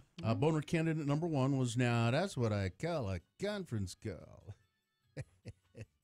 That's a guy in China, a manager. Conference call with several of his peers from around China, a video conference call. They all get done. He forgets to turn off the camera and starts pounding away at a colleague on the conference table. And presumably everybody who was on the conference call watched it. Boner candidate number two, I'm sure this was just a coincidence. The AR-15 that was posted by the National Rifle Association yesterday on their official National Rifle Association tweet, which, what did it say? We'll handle our own guns. We'll handle our own guns. And there's a little American flag on the AR-15 stock, or I think it's on the magazine, you know. So there you go. That's the NRA, the opposite of sensitive. Mm-hmm. And I think Wayne LaPierre bathes in human blood. And boner candidate number three, we believe in the right to assemble, so lock them up. It was a school in Michigan. The kids wanted to go outside and do that 17-minute protest, and the people there said, no, the principals, and said, no, you know, we believe in the right to assemble, but we're not going to let you do it, and they locked the door. Yeah. We believe in the right to do it, but you can't do it. And that was for all the other schools that did that, too. Let's see. Jared won a boner T-shirt, and the winner, really fierce voting between 2 and 3. Really? But the winner ends up being the NRA. I'm sure this was just a coincidence. Interesting. Yeah, I knew it would do well. I didn't think it would win. What about 9 votes? Yeah, Yeah, well, okay. 115 to 106. There it is. You've decided that's the winner of round one. It will now face off against the winner of round two's boner voting elimination. Round two happens at 8:20. We'll do the same thing. 3 candidates. You decide. Then we'll take the winner of round 1 and 2, and you will decide who boner of the day is at 9:20. It's Boner Fight. We have a giveaway to do right now. Do it. X96 welcomes Kevin Hart, the Irresponsible Tour, to Vivint Smart Home Arena, Saturday, June 30th. Tickets are on sale at Ticketmaster.com. Now, you can win by going to X96.com. There's a way to enter there, or you can text a keyword right now to 33986 for a chance to win tickets. The keyword, Shaq, as in Shaquille O'Neal Shaq, S-H-A-Q, Shaq. Okay. Now, Steph in the chat room says, can we please wish good luck to Dick Clark and the Queen on the birth of their child today? Has that happened? Do we have a baby? I mean, I know they've been expecting for a while. I didn't know that it was happening today. Oh, well, I'm looking at Twitter, and here's Dick Clark. It looks like he's at a hotel, or I'm sorry, a hospital. Or maybe they're having the baby at a hotel. No, it's a hospital. Are you sure? So they're at the hospital. So happy pushing. Oh. I'm embarrassed to say I didn't know his wife was pregnant. Oh, well. He's talked about it incessantly. How did you miss it? Well, I don't listen to him. He's tweeted about it incessantly. I only look at the tweets that he tweets directly at me. Ah, because it's all about you. Well, no, I just don't. I just, I don't have time to mess around in everybody's life. That's all. Well, congratulations. Here's hoping things go well. I'm sure they will. Let us know. Okay, so movies. We move things around a little bit. Sean can't be here today, so. And Jimmy is on a flight somewhere to interview more celebrities, I'm sure. Yes. Because that's what he do. And, so there aren't very many movies. I think, are these the only 3 movies opening? These are the 3 that we know of. Okay. So we've got, in the artsy category. It's not an artsy. It's not? No. This is a Christian movie. Well. I Can Only Imagine it's called. It's not going to be playing at art houses. It's going to be played wherever they can shoehorn it in. But it's a movie about a Christian rock group. Really? Yeah. Mercy Me. So apparently this was it's a song I've never heard of, but it said, a chart-topping song, Mercy Me. A Christian chart-topping? Right. Okay. Yeah. By a Christian rock band. And it's got Dennis Quaid in it. And it's about how that song got made and how it became so meaningful to so many people. So it's not a documentary, but No. it's like a biopic. No, it's a drama. Well, it is a biopic. It's about the bio of the song. I can't remember the name of the band now. Band. Mercy Me, it says. Oh yeah, Mercy Me, and the song. There was one song that they did that got Anyway, it's Gina, Dennis Quaid's in it. Well, yeah, I do like Dennis Quaid. He's done a couple of other Christian movies, hasn't he? I don't know. I think he has. I read something online. He said he sounded very Christy when he was talking about this movie. All right. I think he's gotten sober, and that's changed his outlook on things. So there's that, and then there's Love, Simon. So this Love, Simon, my daughter is excited about this film. It's based on a YA book. A young adult. Yeah, it's the book isn't called Love, Simon, though. It's something like Homo Sapien Love Story or something like that. Yeah, Love, Simon's a much better title. And what do you know about it? It's gay love story. Young gay man. Story. It's about a really young gay man. I mean, like junior high aged, who is in love with somebody in his school, and he doesn't know what to do about that. Yeah. So it's how should he? It's him struggling with that. Yeah, it's a good story for our modern times, I think, and she really likes the book and is excited about the movie. So I think, and this is getting 88% on Rotten Tomatoes, which is pretty good. It's directed by Greg Berlanti, who was behind a lot of those CW superhero shows, those DC superhero shows. That's a name I recognize. But, so it's getting good reviews. 88%. Love, Simon, and I think it's opening wide. And then Tomb Raider. Tomb Raider, yeah. Now we already had. Now Carrie, help me with Yes, this, okay. because we had your Angelina Jolie Tomb Raider. Is this a total reset from Yes. that? We're Yeah. just redoing Tomb Raider. There was more than one with Angelina Jolie. She did two. Were there two? Yeah. Okay. 15 years ago was when she hung up her. Was there a third one with pistols. somebody else? I don't recall. As of Wednesday, the critical consensus seems to be on this Tomb Raider is mixed. And that's kind of the impression I got when Jimmy was telling me about it. He hasn't officially reviewed it yet, but I said, "What did you think?" And he goes, "It's not awful." The commercials, the TV commercials look like it. You know, it's a Tomb Raider movie. It looks fairly exciting. Alicia Vikander was really good. Academy Award winner. She's And Dominic West is in it. I like him. Hollywood Reporter found the film derivative of the original two movies. Well, that I think they're trying to be expected. Well, I think what they're trying to do is make it something different. They're trying to make it something that's it's more of just, you don't have to know the Tomb Raider mythos to enjoy it. It's an action film. Tomb Raider was originally a game, right? Yes, that's what it's based on. Yeah.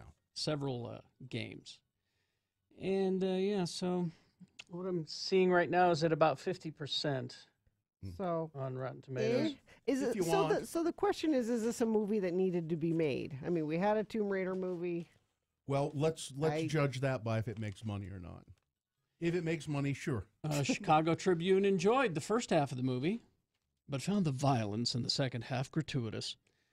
He argued that making Croft identifiably human, the film turns Laura into a punching bag and an onlooker.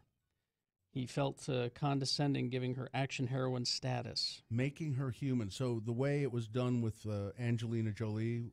Well, she was kind of a superhero-ish. She was tough. Oh, did she have superpowers? No. She was like, just ice cold and, was focused and, no time for being upset or anything like that. So does this Alicia Vikander? She goes out and raids tombs, but then goes home and tends to the family and makes breakfast and stuff? I don't know. Is that how they make her human? I think that's... Puts the kids in bed? I think this critic might be a little off.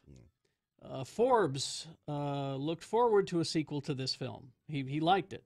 He said, although the fact that being a half-good video game movie qualifies as a miracle, the picture's premise did not allow Vikander to be Laura Croft, action heroine, until the very end. Well, see, you got to start somewhere. You got to have Batman Day One, Year One. You've got to do that. If you're relaunching, you've got to get there.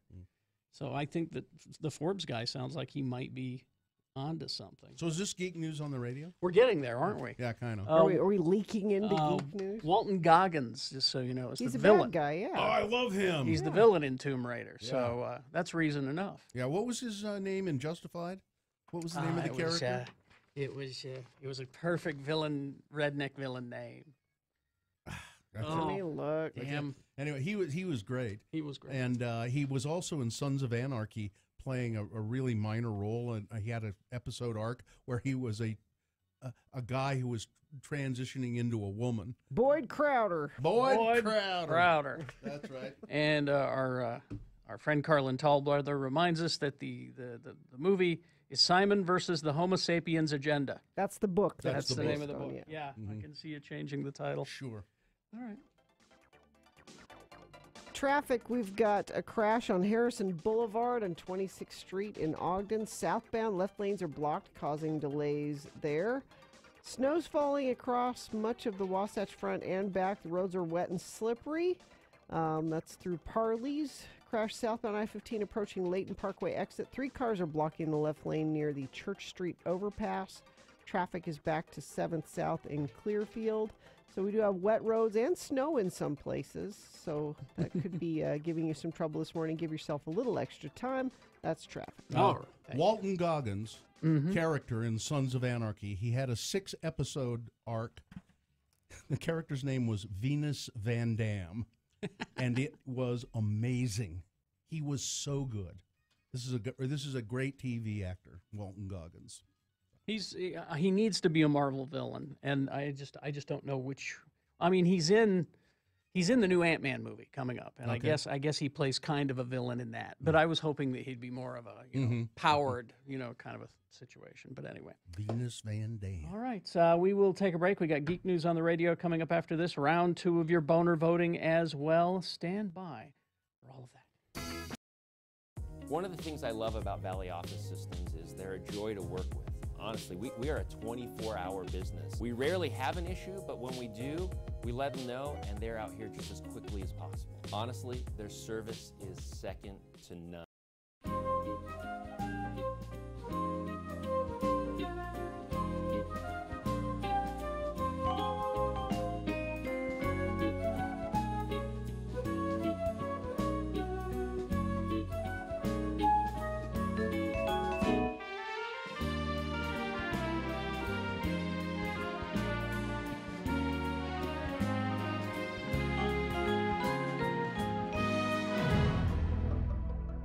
Tonight on Channel 8, join us for Mysteries of Science. Our scientific staff explore unanswered questions that have boggled the minds of the scientific community for years. Hello. We're the new Mysteries of Science hosts, radio's Carrie and Bill. Help us explore the scientific worlds of the unknown. Tonight, we answer the age-old question. How long can a grasshopper live when its head is placed under the focused beam of a high-power magnifying glass? Use the tweezers to hold him still. Ow, ow, you're burning my finger. Focus the beam on his head. The sun, life giver, Ah, there he goes. and life taker. Also tonight on Mysteries of Science, we see just how much damage a firecracker will do to, again, a grasshopper, when it's taped to the insect's body. Will you hold the damn thing still while I light the fuse? Ow, my fingers! Don't miss Mysteries of Science. It's TV worth giving a look-see to. Tonight, right after The Brown Nun on Channel 8.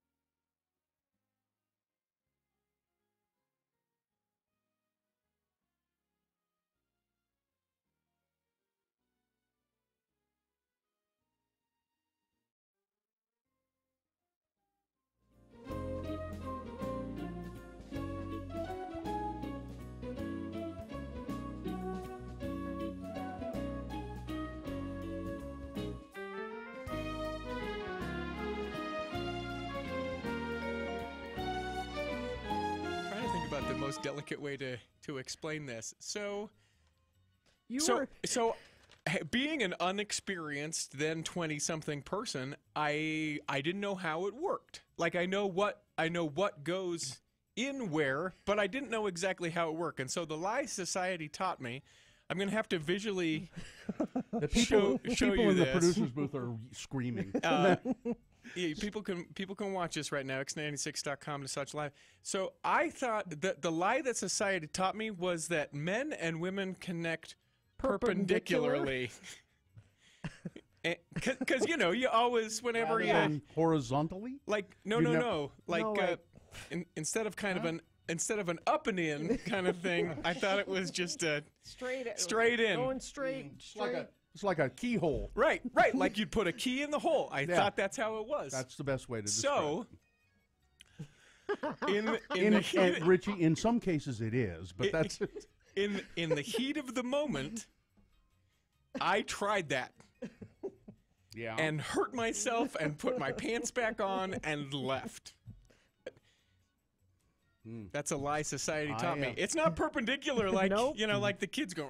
I don't. I'm a little puzzled by why you say this is a lie that society taught you. I never. Because people make that motion all the time.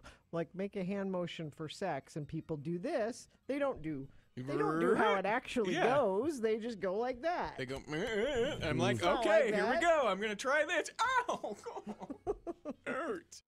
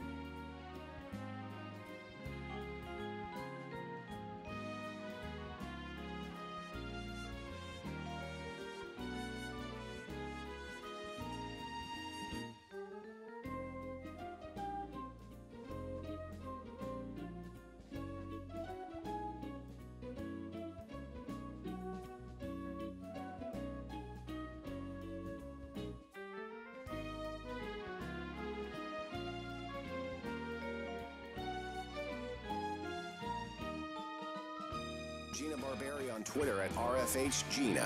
Radio from Hell on X96. I didn't hear anything in that drop after Tips at a Briss. That was good, wasn't it? Yeah, I just It's just a little throwaway line. in and there. I just kind of went, huh? And stopped. Falling faster Yeah. than Tips at a Briss. I just stopped listening because I kept pondering that. You should ponder Geek News on the Radio. Oh, Brought to you by our friends at Cabin Fever. Action figures, playing cards, jigsaw puzzles, gifts, books, magic, and more. Cabin Fever has a large selection of awesome giveable and receivable merchandise located in the heart of Trolley Square.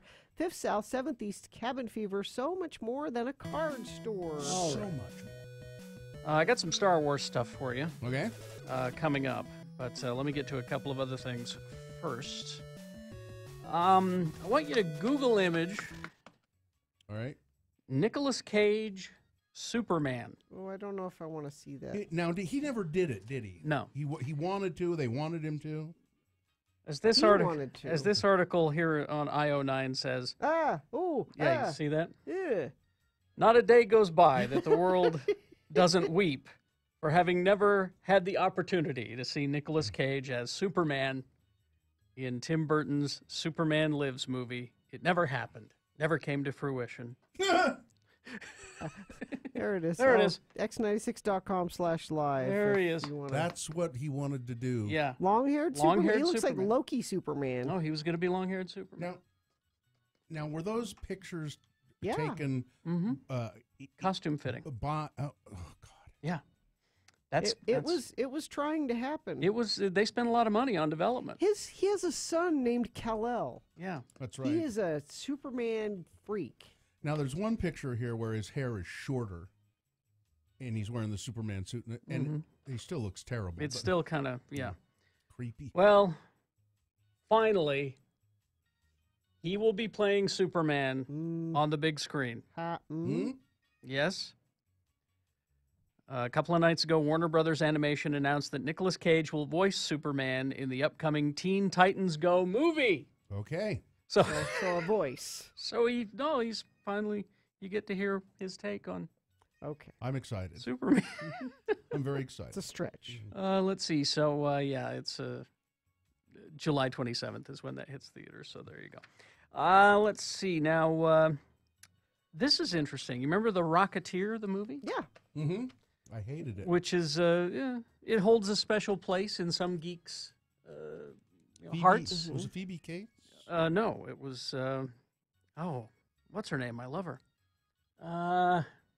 Jennifer Connelly. Jennifer Connelly, Yeah. thank you. Yeah. She was in that. But The Rocketeer was interesting because it was one of the first comic book-based movies that looked great and looked like the comic book. Mm-hmm. You know, they didn't just take elements of it, and it was one of the first that did that. And so it is much beloved. Go back and revisit it. It's not that great. No, it's But very. it was all they had at the time. It was all we had at the time. It's kind of clunky. Great costume. Yeah. I mean, and based right on the comic book. But they're bringing it back, but not as you think they would. Okay. Yes? Rocketeer is going to be an animated TV reboot. All right. And she will be a young girl named Kat, who receives a surprise birthday present in the form of the Rocketeer's jetpack, leading her to taking on the mantle herself and going on adventures with her best friend and her uncle. Wait a minute, a girl Rocketeer? Mm-hmm. Each episode will contain 2 11-minute-long stories featuring Kat and her friends. Shouldn't that be Rocketettes? So it's going to be pretty much nothing like the movie from '91 that you remember. Yeah. And this cartoon is being aimed at very young kids, 2 to 7-year-olds. Oh, okay. Which, when you think about it, it makes sense to do it that way. It'll be produced for Disney Junior, and will hit your screens in 2019. So there's that. Except, it'll be on the Disney app? It might be. It might be, yeah. Well, Disney Junior's a TV station, so. Oh, yeah, that's true. All right. Everyone was wondering about Space Force. Space Force! It was an actual TV Now, show. Don't go on YouTube and look for this. The best place to find it is on the Hollywood Reporter website. Space Force. You know, we need a Space Force. Donald Trump talking about Space Force. It sounded like a comedy routine. It but did. The president was really... He's serious. Saying, it just occurred to me, we have a Air Force. So we got an Air Force. We've got a Navy. We fight wars on the land and in the sea and in the air. Why not fight wars in space? Space Force. Well, there was a show, a pilot for television in 1978 called Space Force. And it was a comedy. The comic adventures that befall a crew of astronauts assigned to a remote military space station. Okay. And I watched it, and it was terrible. Laugh track, the whole thing. Young Fred Willard, so that's interesting to see. Yeah. But the best part was the theme. It's so... Universe, we keep the galaxy from getting worse. Always Johnny on the spot. We're the Space Force, an Ace Force. We will fight to keep your planet free. You can say goodbye to tyranny. We can help you out a lot. We're the Space Force. We're all you got. We're the Space Force. We're all you got. That's really bad. That's all you really, got. really, really bad. I can't imagine why this wasn't a huge hit. Go find it. Go find it. It's hilarious. All right. You're getting your Star Wars The Last Jedi is available now digitally. Okay. It will be available on Blu-ray March 27th. You do like your Blu-ray, Carrie. I like having that physical thing that I can keep. And there is a special feature. Good news, bad news. Special feature. If you're a fan of the John Williams score, sure, there's a silent film version on your release. What it does is it removes dialogue, sound effects. It removes everything from the film except for the score. Why? Why would you want that? Because if you like the score. Oh, I see what you're you saying. know, it's like a silent movie. Yeah, You know? it's Yeah, it's so you can enjoy all the music that's playing underneath all of it. and Exactly. Appreciate it a little Because bit. they're movie soundtrack fans, who really Okay. dig it, and John Williams is like the Beatles of that. So that's why they did this. So that's the good news. The bad news is that to get it, you have to sign up for the Movies Anywhere app. Why? Why can't we just have things? I know, right? Why do I? Because people say, "What? Hey, maybe we can make a buck here." Well, the Movies Anywhere app is free, although it But then it, I it have- encourages you to buy more movies. Yeah. So that's the bad news. I got more, but we're out of time. So that's a good enough place to stop. Yeah. All right. So now it's bad. My wife was out driving around, and she says people need to turn their lights on. Yes. Crash in Parley's Canyon. Visibility is near zero with snow sticking to the roads. Bad in Parley's Canyon. All traffic is stopped. I-215 West Belt. This is, let's see, the highway patrol's trying to get a car facing the wrong way off the freeway. Crash on southbound Harrison Boulevard, 26th Street. Left lanes are blocked there, causing delays. So we've got slowage everywhere due to the weather. So give yourself a little extra time. I just looked out the window. It's terrible out there. Take a look. Is it starting to? Oh yeah. It's really awful. I can't tell if it's sticking or not. Yeah, let's leave Sue, one of them open. Sue said up on Mount Doom that it's coming down. Yeah, there you go. Oh, all right.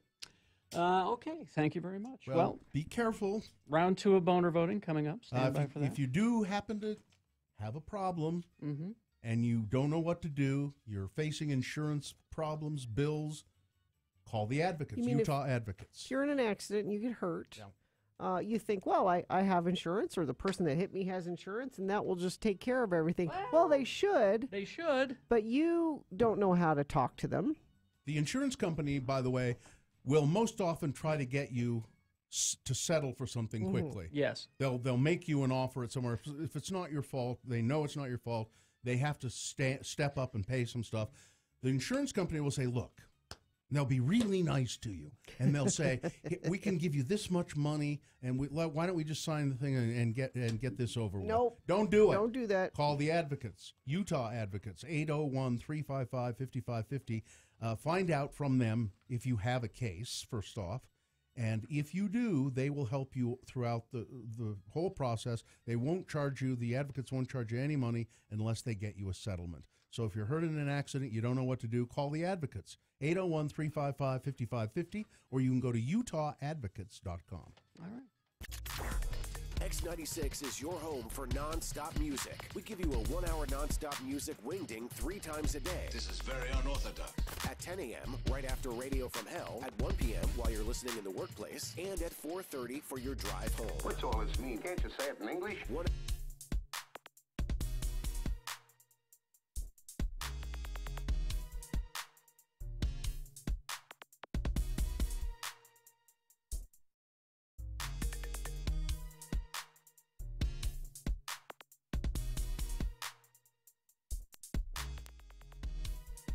Flay. Flay. Spell it with me now. F-L-A-Y. And now we'll use it in some dialogue as LeVar and LeGrand have gone to the food court at the mall for lunch. Again, the word is flay. Oh, I am full.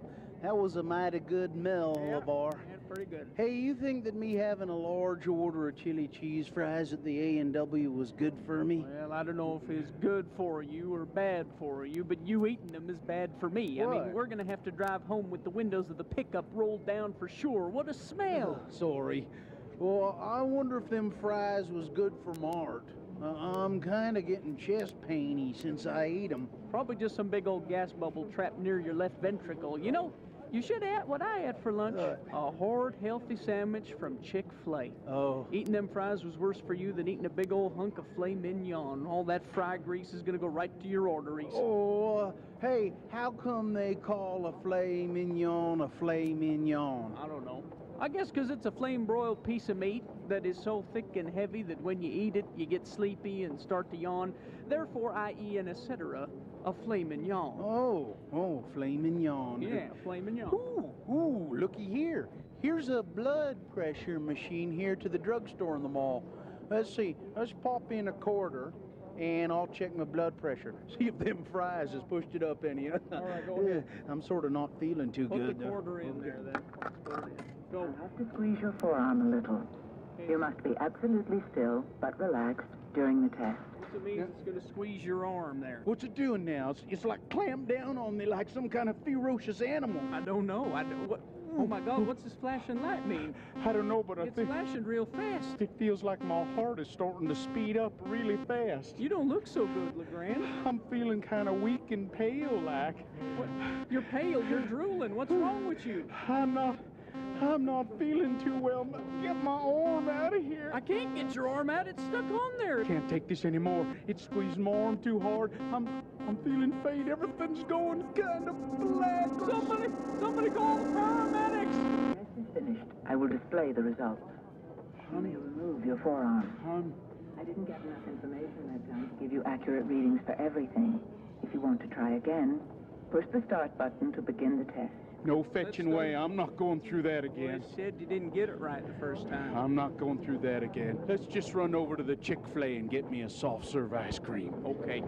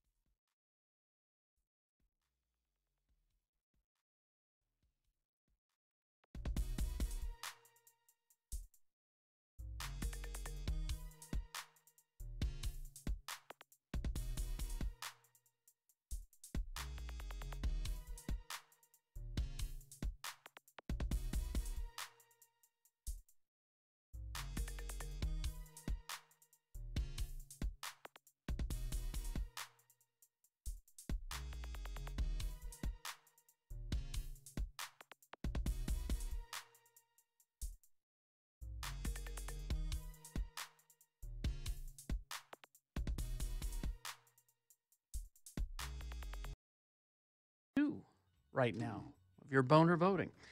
3 news stories that are examples of bad, stupid, or funny human behavior are going to be presented to you right now. And you will have to decide of these 3 stories which one is the worst, which one deserves to go forward and get a chance to become boner of the day. It'll go up against the winner of the round 1 voting that happened last hour.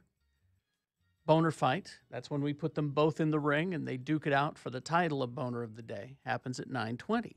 So, 2 candidates now. This is round 2. 2 candidates now. 3rd candidate after the news. Once you've heard all 3, then you'll vote. One of you lucky random boner voters will receive. You know, he doesn't give them to just anybody. No.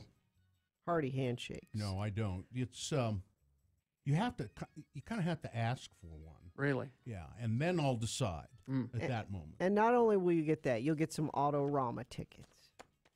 All right. Both. That's excellent. Let's see. Boner candidate number 1, teachers with guns in the classroom. Good idea? No. Well, probably not for any number of reasons. But Yep. A teacher who is also a reserve police officer, trained in firearm use, accidentally discharged his gun Tuesday at a school in California, causing the class devoted to public safety to disband because 3 students were injured. One male student was reported to have sustained non-life-threatening injuries. I thought I heard 2 other students had minor shrapnel from the fallout of this. The weapon, which was not described, was pointed at the ceiling, according to a statement from the school, when it discharged. Well, that's an error to say it discharged. It was discharged Guns by... don't discharge themselves. People discharge guns. Exactly. There you go. I'm discharging. What are you doing over there, kid? Don't look at me. Don't look. So the gun goes off and bullet goes into the ceiling. Debris or fragmentation from overhead hit one student. It wasn't a bullet, but and apparently he just kept teaching. Like didn't No big stop deal. everything immediately. That happens. Nothing Sorry. to see well, hey, here. well, listen. This is part of the example. This is what you shouldn't do. Yeah, I know a gun went off in here, but get over it. Now, Moving on. So this guy, really though, this guy should know better. Well, he's a reserve police officer. He's trained. Yeah, and he's this trained. just shows you that even people who are trained with weapons, accidents can happen. And when an accident, if we have more guns in classrooms, there will be more people hurt. Just like if you have a gun in your home, you are more likely to be hurt by it than some intruder. It's not saying you shouldn't have one. It's just a fact. It's just exactly. Boner candidate number 1: teachers with guns in classrooms. Boner candidate number 2: there's video. I think we have it at x96.com/live. Rolling coal on the snowflakes. Really? Yeah. So these were students at Worcester High School in, I think it's Reno, Nevada. Of course. The biggest little city. Yeah. The biggest little city in the West. And these students are peacefully walking along the side of the road in protest, for the protest yesterday. And some guy in a diesel truck, goes by and just lets loose with a big plume of black smoke. Now, it doesn't go all over the students or something, but he's letting them know. He's making a point. And he's breaking breaking the law. Well, he's breaking the law, and he's using intimidation to curtail free speech. Oh, these snowflakes, I'm going to give them a taste of what I've got here. Did we not have a video? Did we have the video? Yes. No? No. Okay. Oh, I'd like to see that. But he found that's just someone rolling coal. Somebody rolling coal. Yeah. That's nice. So there you go. All right. Coming up in a moment, Boner candidate number 3. I got the idea from that movie Hobo with a Shotgun. Oh. With Rutger Hauer. Yeah, you won't believe this. We got this is round 2, Boner candidate number 3, coming up after this here Big Boy News and Opinioendo, brought to you by Dr. Volt's Comic Connection. This month, check out DC Universe's Immortal Men. Superstar writer Jim Lee headlines this next chapter of the new wave of DC heroes. All right, Gina, you may want to see this. Incredible pictures. Okay. Showing the moment when a woman gives birth to her baby underwater in the Red Sea. In the Red Sea. Oh, that's... the Red Sea is not actually red. And it's not... The new mom, Which one believed of to be those is from the Russia. mom? Neither of those. But that one is the baby. That's just... Carrie, you've never seen that, have you? Well, no, I mean, I've seen it, but that's just disturbing to see. So what? Because the umbilical cord is... She gave birth with the help of her husband on x96.com/live. I assume that's her husband on the right, and a Russian doctor who specializes in water births. Pictures of the doctor and the baby's dad carrying the baby out of the waves in the resort town of Dahab, Egypt, went viral after being shared on social media. The baby's mother is in some of the pictures. She was wearing a bikini. There she is. Well, it makes it, x96.com/live. There's a picture of her. Does it say why she wanted to give birth in the Red Sea? Because it's natural. Because it'll be spiritual. Because it was beautiful. The kid's going to get something, because that water ain't clean, I'm telling you right now. I'm surprised they found a doctor that would do that. I imagine you can find a doctor to do anything. This doctor specializes in it. Well, you can specialize in a water birth in a tub. Don't do that either. Well, you can't, but you can. Don't. That's in a controlled environment. Don't. Here's a weird story too. Spending a year in space on the space station will change your outlook. The Space Force needs this information. And apparently, it changes your genes. I thought this was really interesting. Yeah. Preliminary results from NASA's TWINS study reveal that 7% of astronaut Scott Kelly's genes did not return to normal after his return to Earth 2 years ago. The study looks at what happened to Kelly before, during, and after he spent 1 year aboard the International Space Station through an extensive comparison with his identical twin, Mark Kelly, who remained here on Earth. And if you see them together, they're very, they're identical twins. Yeah, and they, I saw some identical, where did I see those people? I met a couple of, some identical twins the other day, and they looked so much alike, I was baffled, absolutely baffled. But apparently on a genetic level, they are not identical anymore. Nope. Isn't that crazy? Because he spent a year in space? Yeah, it changed his DNA. 7% of his DNA has been transformed, suggesting long-term changes in genes related to at least 5 biological pathways and functions. Huh. Now, what does this mean for long periods of space travel? Yeah. Maybe we become something other than humans. Cool. Now, Morgan Roof, the younger sister of Charleston shooter Dylan Roof, was arrested after taking 2 weapons to school and posting to Snapchat that she hoped students protesting against gun violence in the nationwide walkout, quote, get shot. She is 18. She showed up at the Flora High School in South Carolina with a knife, pepper spray. Oh, and she also had some marijuana with her. So she's not bright. Her brother, Dylan Roof, went into a black church and the Emmanuel Church, killed a bunch of people there. And, so it runs in the family. In her post, she wrote, walking out for the allowed 17 minutes, they're just letting you do this. Nothing's going to change. What do you think it's going to do? I hope it's a trap and you all get shot. Or, her brother killed 9 people, I believe, at the Emmanuel Baptist Church. She was arrested. Good. Fox News is being sued. Good. I don't even care why. I don't even care why. By the parents of murdered Capitol Hill staffer Seth Rich.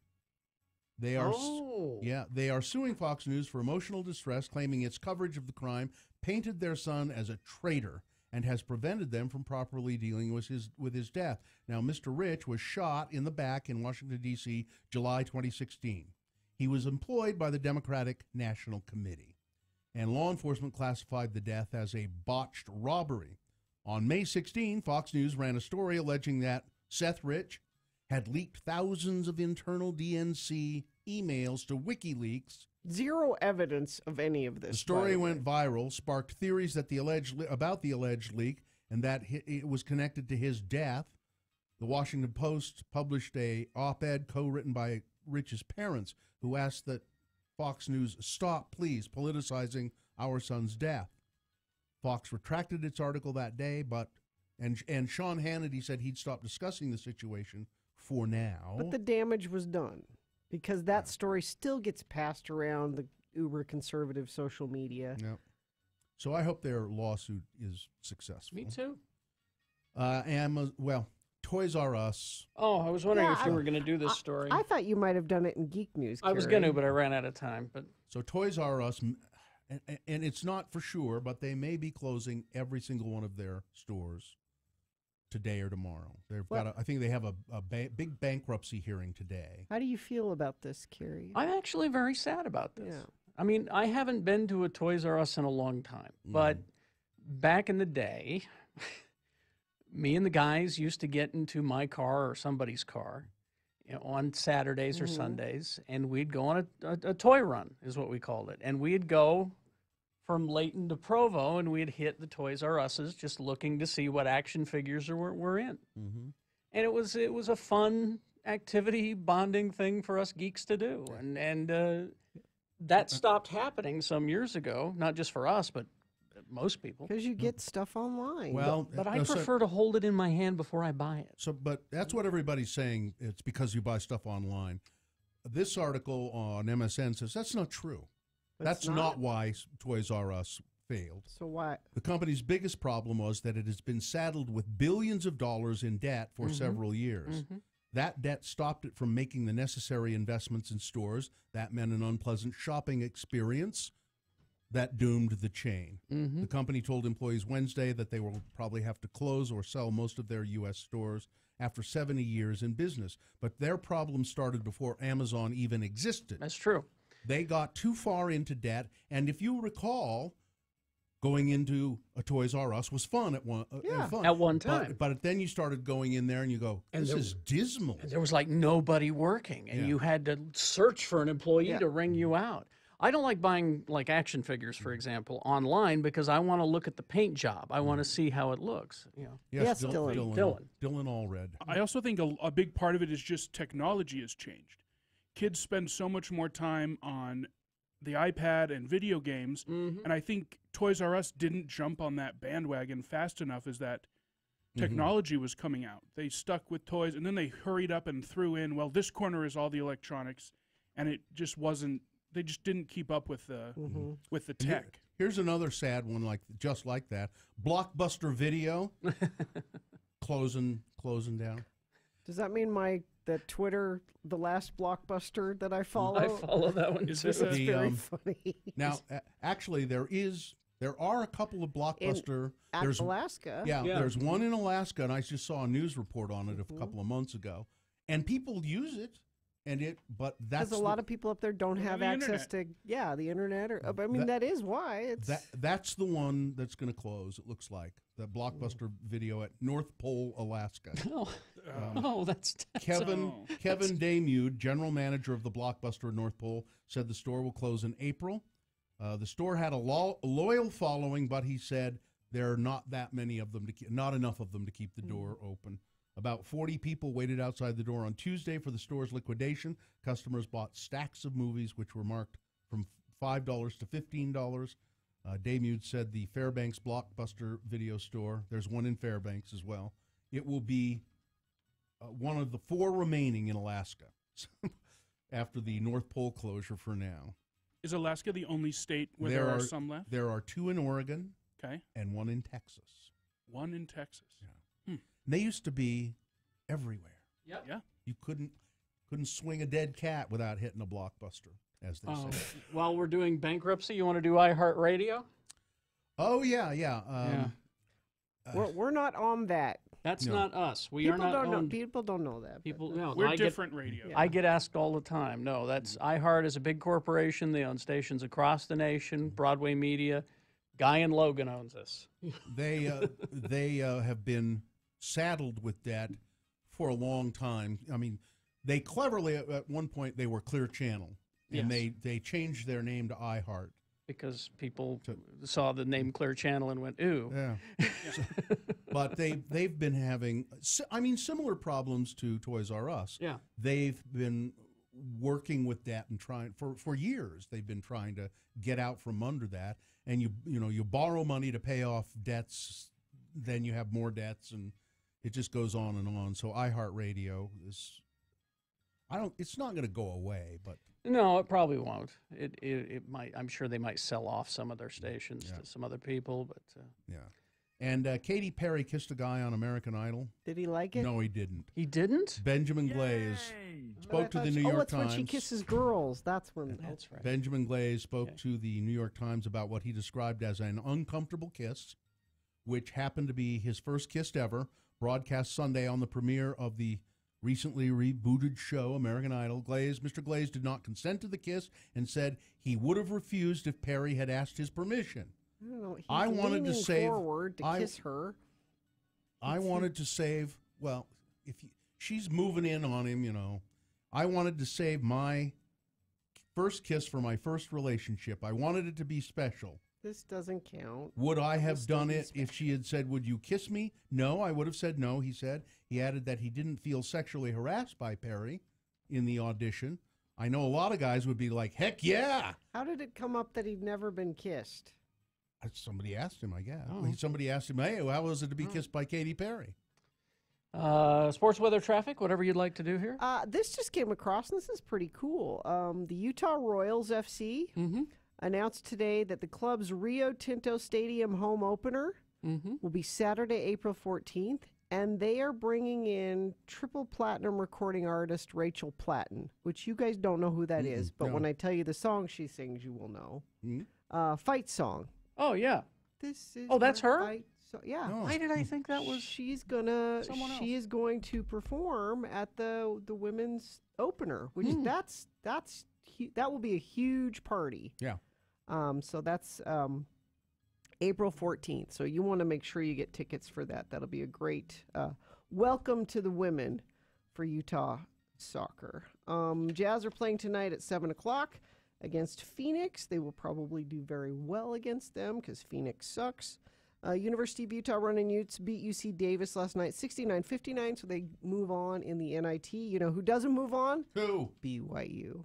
Why are you so mean to BYU? Well, because they Is that why? suck. That's not why. They don't suck. Sure they do. I think you don't like them when they win. Whether it's tell me when that happens and I'll get excited. No, you won't. You won't mention it. Weather and traffic related this morning because we've got snow and it's causing issues this morning. Snow plows are moving through Parley's Canyon, but roads are still slick and dangerous for people driving too fast, and visibility is very low in Parley's Canyon. Got a multiple car crash eastbound I-80 near East Canyon exit. 4 semis and a couple of cars slid out or crashed into each other there. Crash southbound I-15, the north end of Willard Bay. Car hydroplaned in heavy rain and slid into the right barrier. A bunch of smaller accidents, too many to name. So give yourself some extra time this morning. Weather is an issue. That's traffic brought to you by It's Seafood Season at Del Taco. Get 2 beer-battered fish tacos for $4 at participating Del Tacos. Here's boner candidate number 3. I got the idea from Hobo with a Shotgun. A Michigan man running as a libertarian for the U.S. Senate says he wants to raise money to buy 20 pump-style shotguns for homeless people. Quote, not only are the homeless, and by the way, I did look this up to see if it was a joke. Okay. Not only are the homeless constantly under threat from would-be criminals, said Brian Ellison, but they are also under threat from governments at various levels that criminalize activities that homeless people rely on for survival. Mr. Ellison said he doesn't have any fear that those guns would be misused, for example, to shoot police who are trying to move people out of an illegal encampment. I don't know why the homeless are viewed as such a different type of people as the rest of us, he said. I carry a gun with me all the time. I don't victimize anyone. I wouldn't expect that the homeless would use their new pump shotguns to fight off the police who are asking them to leave. I think the homeless people would use their weapons to protect themselves from being victims of violent crimes. You think, huh? Mr. Ellison acknowledges his campaign, Arm the Homeless, has a shock value that will bring attention to his campaign, but he says as a third-party candidate going up against well-funded Democratic and Republican opponents, shock value is about the only thing he can do to get media coverage. Well, that's true. Would you be doing this story if... You wouldn't be doing a story about him if not for that. He's right. Boner candidate number 3. You know, I got the idea from that movie, Hobo with a Shotgun. All right, let's review the first 2 and vote. We had boner candidate number 1, teachers with guns in the classroom. This is a well-trained, presumably well-trained, reserve police officer, also a teacher, giving a lecture about gun safety when he accidentally discharged his firearm into the ceiling. You see, that's part of the lesson. That's why I was holding it straight up in the air in case it accidentally went off. It went off on its own. I don't know how that happened. Boner candidate number 2, rolling coal on the snowflakes. This was in Reno, I believe, Reno, Nevada, and the students are out protesting on their 17-minute march, and a truck goes by them and blows diesel smoke at them. We'll show you, snowflakes. And boner candidate number 3, I got the idea from Hobo with a Shotgun. All right. Time to vote for round 2. You've got to decide which one of these 3 is the worst. Which one of these 3 candidates deserves to go forward and get that chance to become boner of the day. The wins here, it's just the winner of round 2. Boner fight happens at 9:20. All right, 1, 2, or 3. You decide right now. Which one is the worst? Put that number of the candidate you think should win in the message of a text. Text it to 33986. Easy. You can call, use your voice, 877-602-9696. Talk to Katie. Or go to x96.com and look for the box that says Boner Voting March 15 and vote there.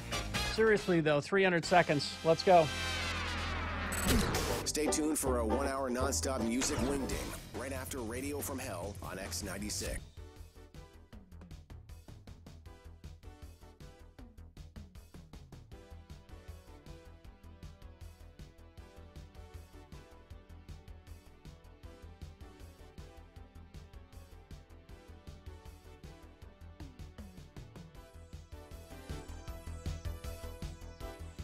It is the 23rd century. Humans have left the lowly confines of planet Earth and have sought their destiny among the stars. While many things have changed, one constant remains: the need for young men to venture forth and do the work of the Lord. This is the tale of two such men who at the age of 19 have answered the call of their general authorities and are embarking on a 2-year mission to spread the gospel throughout the galaxy. This is the story of Space Elders!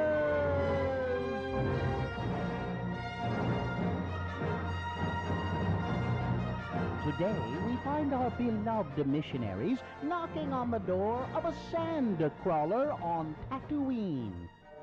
Man, this thing is huge! Who ever heard of a camper being 100 feet long and nearly 60 feet tall? Well, it's not really a camper. It's more like a mobile home. An entire tribe of Jawas call this sand crawler their home. Well, I guess we better introduce ourselves before they decide to move on. Hi there. I'm Elder Christiansen, and this is Elder Jensen. Hi. We represent the Church of Jesus Christ of Latter-day Saints. You know, the Mormons. And we was wondering if you had heard of our church and if you'd like to know more about it. Lehi, I think my universal translator in my name badge is broken. Could you tell me what the little guy said? Well, I didn't understand him either. Oh no, our translators must not be programmed for Jawa. Now we'll never be able to bring them our message of salvation. Excuse me, sir. Perhaps I could be of some assistance. And I suppose that you speak Jawa. I am a protocol droid, programmed in over 3 million forms of communication. And I suppose that one of those over 3 million forms of communication is Jawa? Oh, Jawa's like a second language to me. You be quiet, R2. I do speak Jawa like a native. Well, then, if you wouldn't mind, could you tell us what they're saying? Talk to them. Utna Bak Chala Elders? He says that they want your hyperbikes. Well, you tell him that we need them to do our missionary work and that we would really need to be going soon, too. Kala Chuk Nagda Zula Tem, Elders Lokta Nimboshan. Oh my. What did he say? He says that they will join your church in exchange for the hyperbikes, and they want to keep your name badges too. They want eternal salvation and our hyperbikes? Cool. They get our bikes and we get our first converts. What a deal. I mean, there must be 200, maybe 300 Jawas on board this piece of junk. I mean, we could convert them all. Butch, those hyperbikes don't belong to us. They belong to the church. And so will the Jawas after we baptize them. Could this be it? Converts for Elders Christiansen and Jensen at last? Would the church frown on bartering for membership? And how many Jawas can you convert for a pair of Mark 32 hyperbikes with custom fender flares and luggage racks? Tune in next time to hear Lehi say... No, and that is final. Now, Mr. 3PO, if you would just kindly ask the Jawas to give back our name badges, we'll be on our way. Well, all right. What if I give them my luggage rack and fender flares and we just baptize, a couple of them? No! That is your big problem, Butch. You always try to do things the easy way. Oh, yeah? Well, listen to this. I've been letting you win at Scripture Chase. On the next growth stunting episode of Space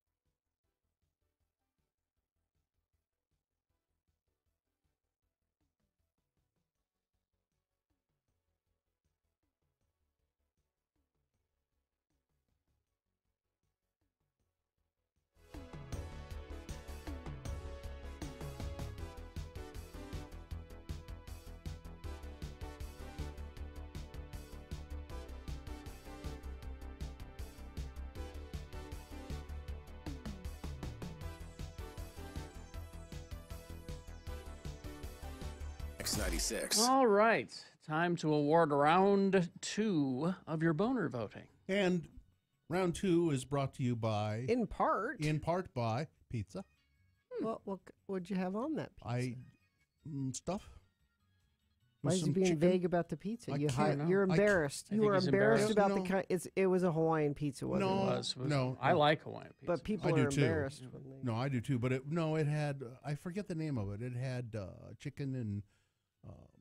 Barbecue chicken pizza? No. It was from the pie. I can't remember. All right. If you're listening, you work at the pie. What's that one pizza? Did it have weird in the title? Weird? You had a weird pizza? No, I don't know. And O'Reilly It was Auto good. Parts, Autorama. We got a ruling. It's Autorama. It's Autorama. I usually say Autorama, No. but I'm wrong. It's back Friday, March 23rd through Sunday, March 25th at the Mountain America Expo Center in Sandy. See some of Utah's hottest custom cars and outstanding hot rods. You can meet WWE wrestler Dean Ambrose on Friday from 6 to 8 p.m. Pick up discounted tickets at Autorama, O'Reilly Rama. Auto Parts. Rama? Autorama. Anyway, we gave some of those away. Boner candidate number 1 was teachers with guns in the classroom. A gun-trained teacher accidentally discharging a firearm in a California classroom. A student was injured, not life-threatening, but injured in that. Then there was boner candidate number 2, rolling coal at the snowflakes. Kids in Reno, Nevada, the biggest little city in the West, out on their protest march yesterday, and some guy in a diesel truck goes by and blows the diesel smoke at them. And boner candidate number 3, I got the idea from that movie Hobo with a Shotgun. A U.S. Senate candidate, libertarian candidate in Michigan, wants to give homeless people pump-action shotguns to defend themselves. Yeah. Nothing would go wrong with that. No. Let's see. Jerry won the Autorama tickets, and the winner was boner candidate number 3. I got the idea from Hobo with a Shotgun. All right, there you go. That's the winner of round 2. It now has a 50-50 chance going up against the winner of round 1 to become boner of the day. Boner fight happens at 9:20. Now, whatever Bill's doing here, brought to you by planning an event and want it to stand out. Events Elevated is the company for you, specializing in corporate, wedding, and social events. Interactive and unique, eventselevated.com. People are asking, was it the Wise Guy pie? Yes. Your pizza. Yes. That was sounds like it. an Italian No, it meat was extravaganza. It has chicken on it. I have the ingredients. Hand-tossed dough layered with a creamy mixture of whipped cream cheese, Yeah. fresh spinach leaves, artichoke hearts, chicken breast, mozzarella, cheese, and a touch of tangy marinara. Baked and topped with diced tomatoes, It fresh cut was- basil, and a drizzle of sweet balsamic vinegar reduction. It was excellent. It sounds good. It was the best pizza I've had at the pie ever. It The sounds, best. Yeah. sounds good. It was bar none the best one I've ever had. All right. So anyway, whatever Bill's doing here, you could just look down. Well, I don't and know. I don't understand what it is. Well, so. but here's what you could do, Gina. You could say, apparently we're big stars at Smith's, and that's brought to you by, you see. Apparently, we're big stars at Smith's. I mean, that sounds better than, whatever Bill's doing. I knew you wanted to talk about something. Well, so you remember, I became infatuated with this new thing that they have at Smith's up in the avenues. They don't have it downtown at the Stabbing Smith's yet, but it's called Scan, Bag, and Go. And we talked about it at some length, and I was describing it to you guys, that you get this little scanner. A wand? It looks like a TV remote. And you go around the store and you scan the price of your own, of everything you put it in a bag, and then you take it to the self-checkout and you point the little TV remote-like thing at the self-checkout. There's a barcode on there, and it brings up all the items that are in your bag. You kind of look at that and confirm, yep, that's right. And the price, there's a running total on the little TV remote too. And then it says you pay for it and you're good to go. So you guys had questions. Well, it seems like it's easy to shoplift. Yeah. Well, so because what if you just don't scan something? So I did it a second time, and I stopped and started talking to the. There's always somebody there just kind of watching at the where you do the self-checkout. And so I started chatting with him, and I presented some of these questions that you guys had to him. I said, so how do you prevent people from doing that, from just putting stuff in the bag and not scanning it? Yeah. And he said, there are ways that we will become aware of it. He said, maybe you get away with it the first time, but the program will start noticing as you come back and do things again and again, we'll start noticing irregularities on how you scan things and what you're doing. So it can kind of figure out what you're doing if you're doing something dishonest. And I said, but you also rely on the fact that most people are just honest. And he said, yeah, that's true. Most people are honest, and they don't try to cheat. And sometimes, I almost did it. Sometimes I almost did it. I put something in the bag and just didn't remember to scan it first. And even when you scan your stuff self-checkout, there are probably people that take stuff you can just go whoop and throw it in the bag. And even if somebody's watching. And so I asked him a couple of other questions, and he said, like how do you wanted to know how you get things that you have to weigh, whether there's a special scale, all that stuff. And he said, we've been discussing this, and we have you on the radio. We have that clip of you on the radio talking about this. And he said, as a matter of fact, they're listening to it right there, over there. And there was a district manager, and he had us on his phone discussing it. And he said, what? We're like a focus group. So we're helping. He said, we have shared this all over with all, and I'm taking it to corporate, and I'm going to share it with corporate. And I said, what? He said, we love it. He said it was the most honest discussion and helpful discussion because this is a trial program, and we're trying to make sure that it works right. And he said this was an honest discussion of it. And I said, well, we mentioned other stores. He said, I don't care. He said, this was great. And I said, well, I guess I'm happy that we could help. How can we get paid for this? And he said, what do you mean? And I said, well, I would suggest maybe that you take it to the marketing department and run it through there. And if they think there's something there that they can use, I'm going to say that we should get some money for that. Yeah. And I just said, how about $1,000? Just $1,000. Just give us each $1,000. Sure.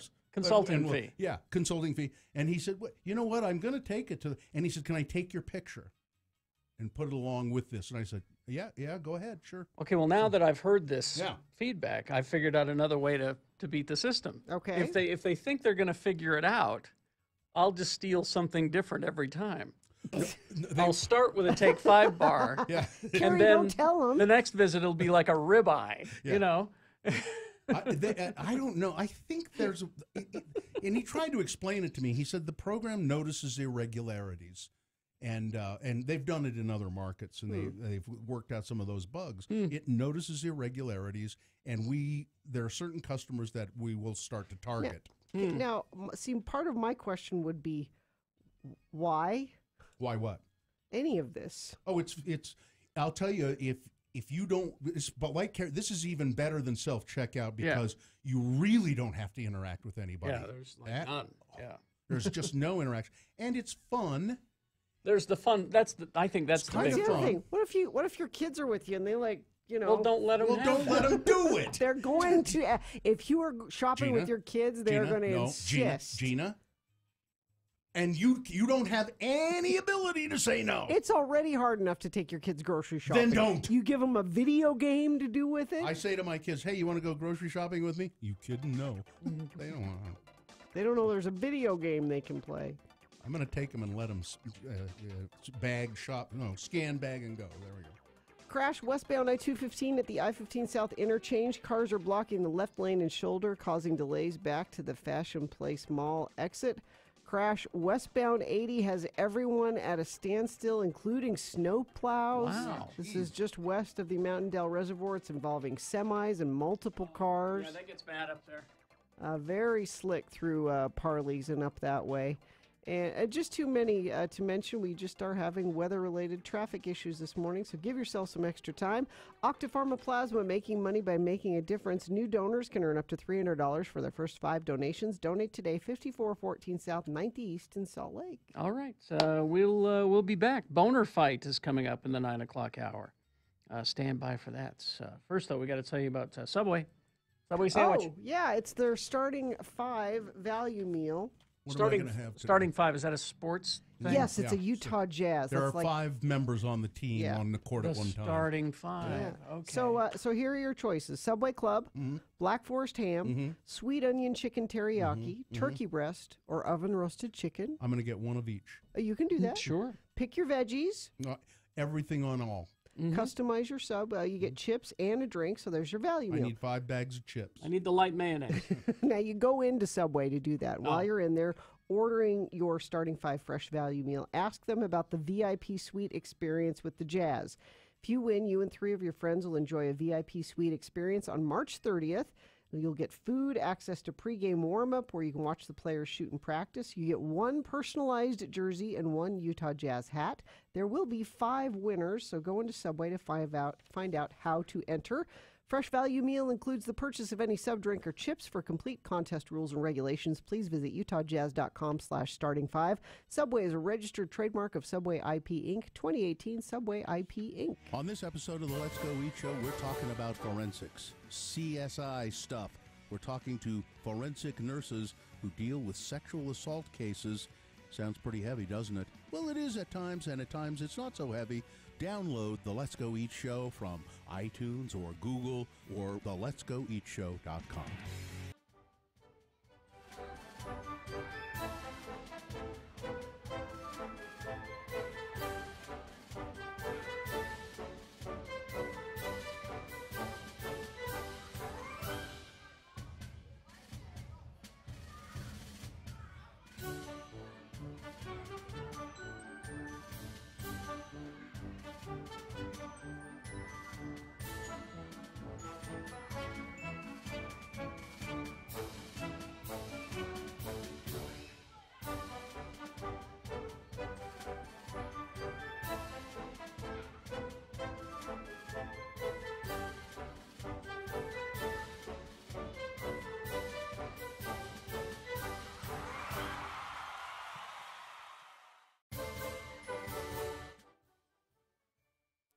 Sturdy. Spell it with me now. S-T-U-R-D-Y. And now we'll use it in a little bit of dialogue, starring as our Utah friends LeVar and LeGrand. The scene takes place in LeGrand's family room as this conversation ensues. Again, the word is sturdy. A beautiful sight, we're happy tonight, walking in a winter wonderland.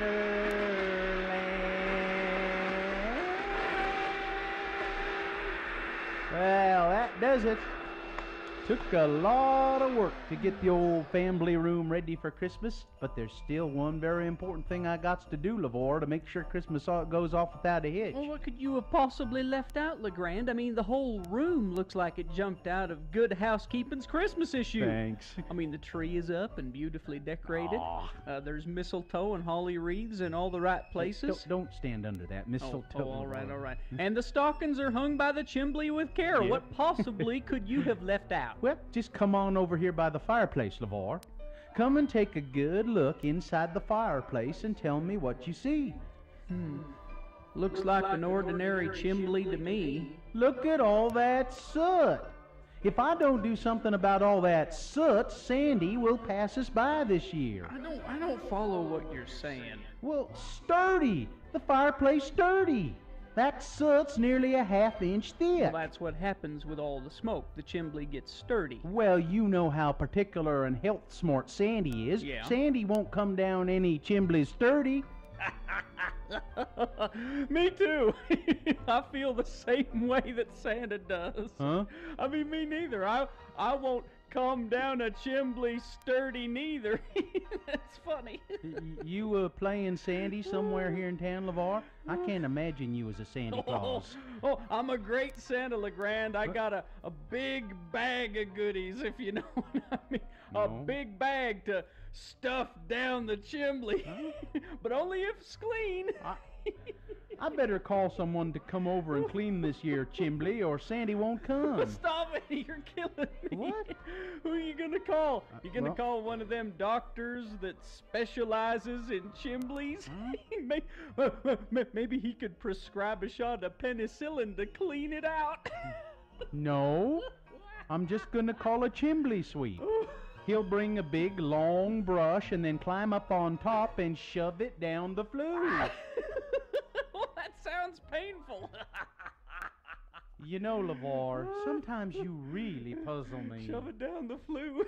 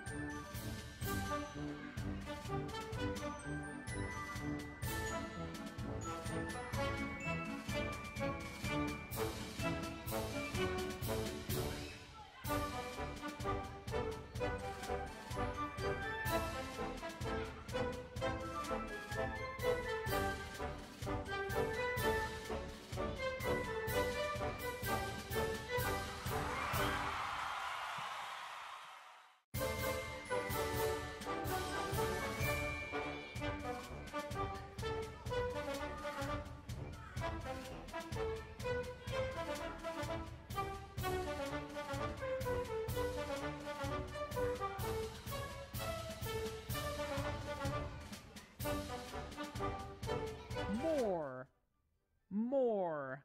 Spell it with me now. M-O-R-E. And now we'll use it in some dialogue starring as LeVar and LeGrand, our two Utah men. Imagine, if you will, the backyard of LeGrand R. Dunn's palatial West Valley home. His friend LeVar has come over to the house to borrow a crescent wrench. Again, the word is more. There will also be a bonus word at the end of the Utah Word of the Day. Got down, sat on a bench. I can't get this thing started. I've had more trouble with this thing than I could shake a stick at. Oh, it's what I get for getting one of these instead of having the wife do the lawn with the old one like she used to. Well, LeGrand, I'm telling you, the big problem is you got a Jap lawnmower. You should have got an American mower. You should have got a snapper. What? I'm gonna get a moor named after some kind of turtle? I just picture him going around the lawn going snap, snap, snap, snap, and eating the grass one blade at a time. Sure, I'll get me a snapper moor, sure. Well, then why not a lawn boy? Why didn't you get one of them? Well, never get a boy when you got a man-sized job to do. And this, LeVar, is a man-sized lawn. Well, then how come you had the wife doing the lawn then? Well, you've seen my wife, LeVar. She is man-sized. Well, then you should have got a yard man. Or another good one is a John Deere lawn mower, 'cause nothing runs like a Deere mower. Well, I think you are right. I should have got any kind of mower with a Briggs & Stratton motor. They are the best lawn mower motors. Hey, there you go. Hey, speaking of lawnmowers, did you see that Family Matters show on Friday? What? Family Matters on Friday. It was really funny. Oh. You know that nerd kid on the show? He was in the backyard, and he accidentally cut off his own foot with the lawnmower. That kid, that little nerd kid, he looks down there to where his toes used to be, and where there's just like a bloody stump and blood gushing out, and he says, "Did I do that?" Oh, that little black kid's really funny. What is that funny little black kid's name anyhow? Oh, that little black kid on the Family Matters show? Yeah, what's his name? Circle.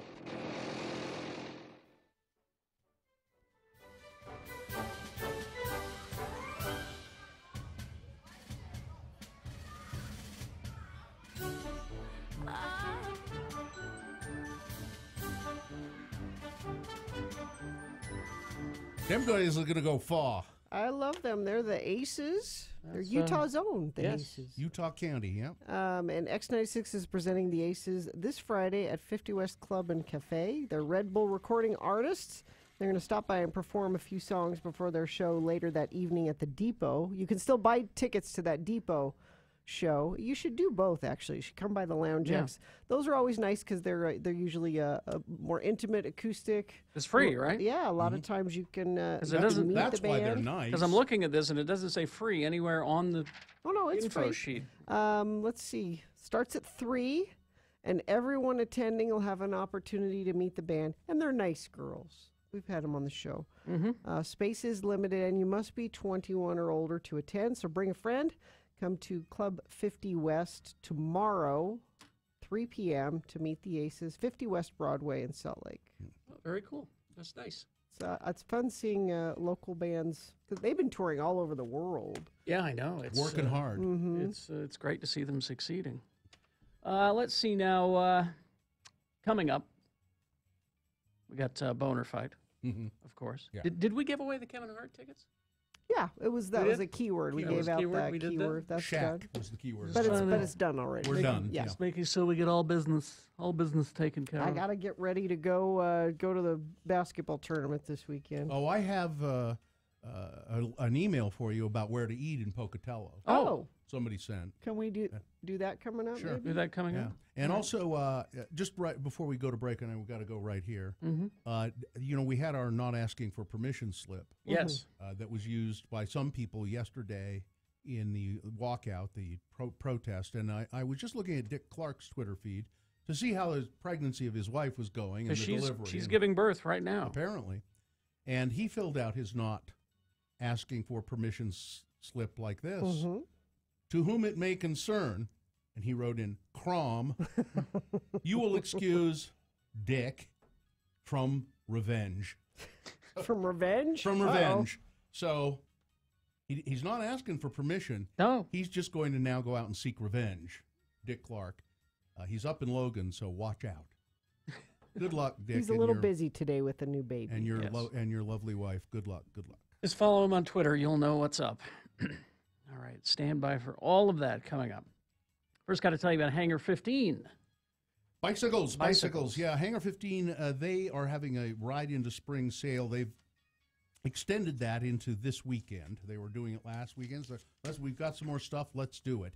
Warm weather is on the way, believe it or not, and it has been here. I've been riding my bike a little bit. I won't ride today, but there is warm weather coming, and you should check out the Hangar 15 annual Ride into Spring sale.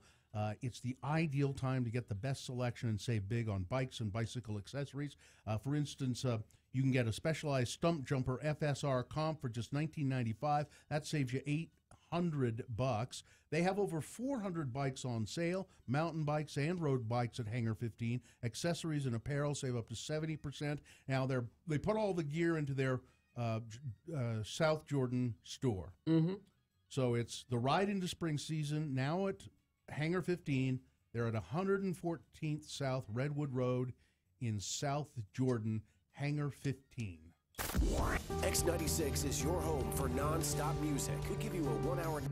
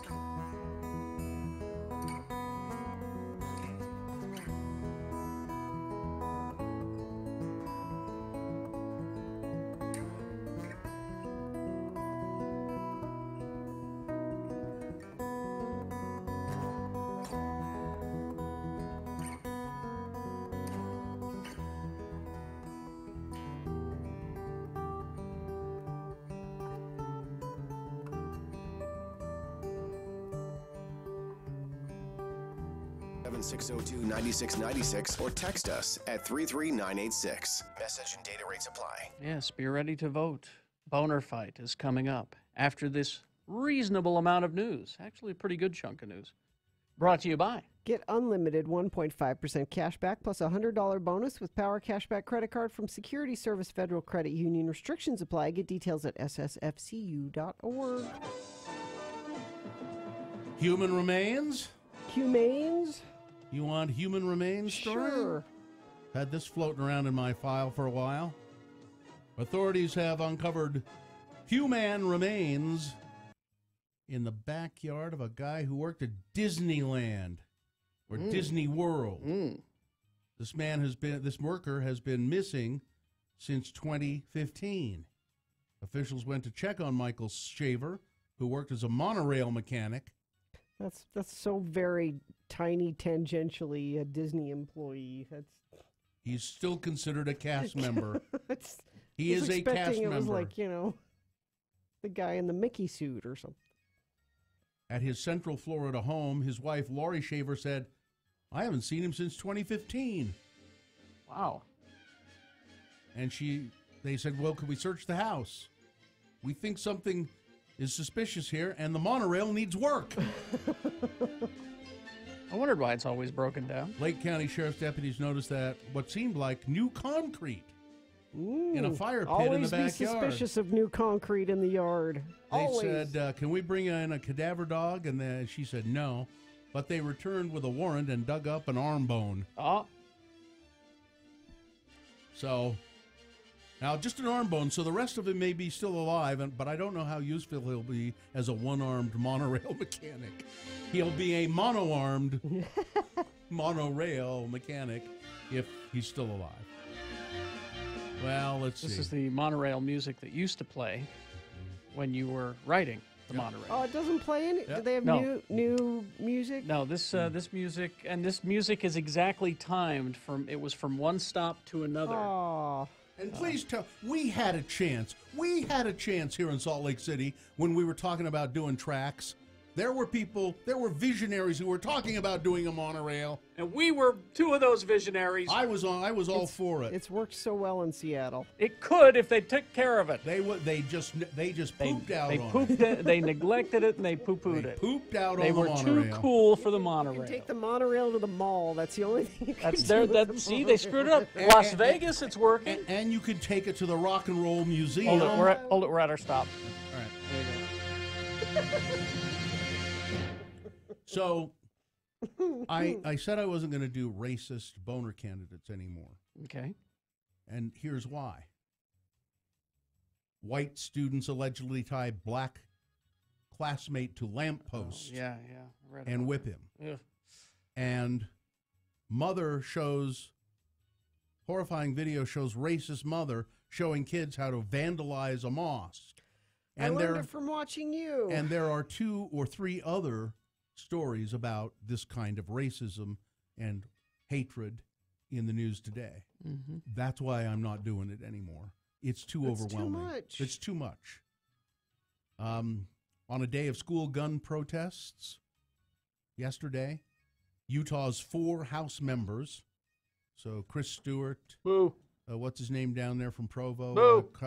Curtis. Mia Love. Mia Love. Boo. Rob Bishop. Thank you, Rob Bishop. So they voted Wednesday with nearly all of their colleagues to pass a bill seeking to halt school shootings on the same day as students across the country walked out of class to call on Congress to take action to keep them safe. The House voted 407 to 10 to pass the Students, Teachers, and Officers Preventing School Violence Act, with 5 Democrats and 5 Republicans opposing. The bill authorizes $50 million a year for 10 schools to boost, $50 million a year for 10 years to boost school security, pay for threat assessment teams, to train faculty and students about warning signs, and help law enforcement officers learn to identify personal threats in schools. The bill now goes to the Senate, where Orrin Hatch is sponsoring a companion bill. Yes, mine's a companion. And today, as students are marching across the country for change by walking out of their classrooms. I think it was appropriate for the House, with my support, to pass this bipartisan bill because there is one place students should feel safe. It's at the school, Yes. said Representative John Curtis. I would note, however, that this bill is a bill that is toothless, and it is a bill that is supported by the National Rifle Association and by President Trump. And it's supported by the NRA because it doesn't do anything to them. It doesn't do anything to about the sale of guns. Rob Bishop, by the way, I didn't know this. Before he served in Congress, he was a former teacher, and he saw the need. He says, I see the need for school environment. But, you know, Rob Bishop also apparently had a job as a lobbyist. Really? Before he went to Congress. You know who he was a lobbyist for? National Rifle Association. Oh, there we go. Isn't that interesting? Good news. Tweet from Dick Clark.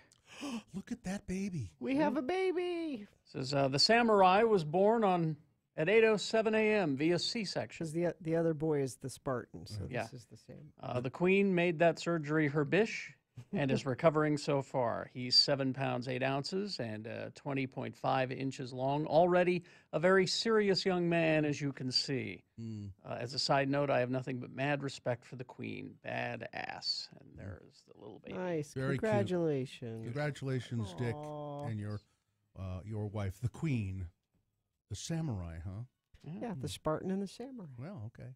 Let's see now. British Prime Minister Theresa May, she's throwing all the Russians diplomats out of her country. Get out. Well, it was pack your stuff and go. It was kind of an attack. No, it wasn't kind of an attack. Yeah, it was really an attack using nerve gas. Now, Nikki Haley, the U.S. ambassador to the United Nations, said on Wednesday that the United States believes that Russia was responsible for this chemical attack in Britain on a former Russian double agent and his daughter. By the way, I think I saw that the daughter has died. I heard that it was rumored that she was dead, but the United States believes that Russia is responsible for this attack in the United Kingdom, and I don't know if it was Nikki. I heard somebody talking in the United Nations who said, here we are, a body that has condemned the use of poison gas. Yes. And yet one of our members apparently has used it. If we don't do something about that, then we are toothless and ought to all just go home. Yes. So do something. And people are saying, well, how do you know it's Russia? Well, apparently the kind of gas that they use, it was developed and weaponized in Russia. It's like you couldn't be more, hi, we're Russia, we did this. You know. There's a story here about a snowmobiler in Utah missing for 4 days. He'd been missing for 4 days near the Strawberry Reservoir drainage area of Wasatch County. He was found safe and alive, alive and safe. That's kind of redundant. He was found alive on Tuesday. David Hales of Heber City, who owns a cabin in the Timber Lakes area on the far east side of the county, went for a 30-minute snowmobile ride on Friday. A 30-minute ride. He made a wrong turn. He said that because of the deep snow, he couldn't turn the sled around. He began walking out on Sunday. He was reported missing 8 p.m. Monday. Search and rescue crews searched for him. They finally did find him, a helicopter pilot. He was okay. He said he thought he was going to die, but I think he has said, I have an elderly mother that I take care of, and I couldn't let myself die. I had to live for that. So scary. That's scary stuff when you're out there by yourself on a sled in the deep snow. It can be pretty scary. And let's see. Finally, do I want? Let's just quit it there. Don't worry about it. It's Boner Fight with Radio from Hell on X96. Okay, here are your candidates. Boner winner from round one, which is, I am sure this was just a coincidence. The NRA tweeting a photo of an AR-15 on the same day of the National School Walkout. It said, I'll control my own guns, thank you. the AR-15 there, and somebody asked them about that. Why did you do this on the day? That, well, it's just a coincidence. Yeah, sure. It's almost a threat. No, it's It's a threat. Absolutely. Yeah. They've been doing these threats a lot lately. It's intimidation. And then boner candidate number 2. I got the idea from Hobo with a Shotgun, a U.S. Senate candidate in Michigan who wants to buy pump-action shotguns, and it's not a joke, and give them to homeless people to protect themselves. Nothing could go wrong there. Yeah. That's number 2. All right, there you go. 1 or 2. You've got to decide which candidate deserves to be boner of the day for today, Thursday, March 16th. Put 1 or 2, the candidate number you think should win, in the message of a text. Text that to 33986. Or you can call. Katie will take your vote in the producer's booth, 877-602-9696. Or you can go to x96.com and look for the box that says Boner Fight March 15 and vote there. If you don't see that box, refresh. It'll appear. All right, seriously, you've got 4.5 minutes is all to do it. Let's go. This is Boner of the Day.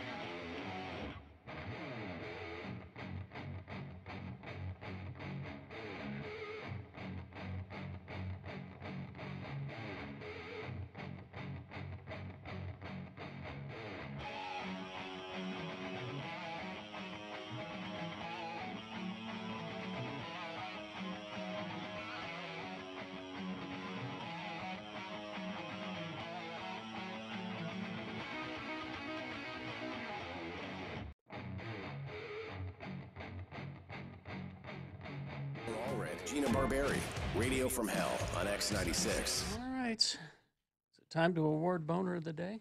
Mm-hmm. And the Boner of the Day brought to you by... In part, Bill. In part by a lovely piece of pizza from the pie. What was it called again? Now I forgot. The Wise Guys. Wise Guy. And also by a delicious salad. And stop by any of your locally owned and operated Utah Big O tire stores and save up to $250 on a set of Goodyear tires for brakes, oil, shocks, and more. Big O Tires, the team you trust.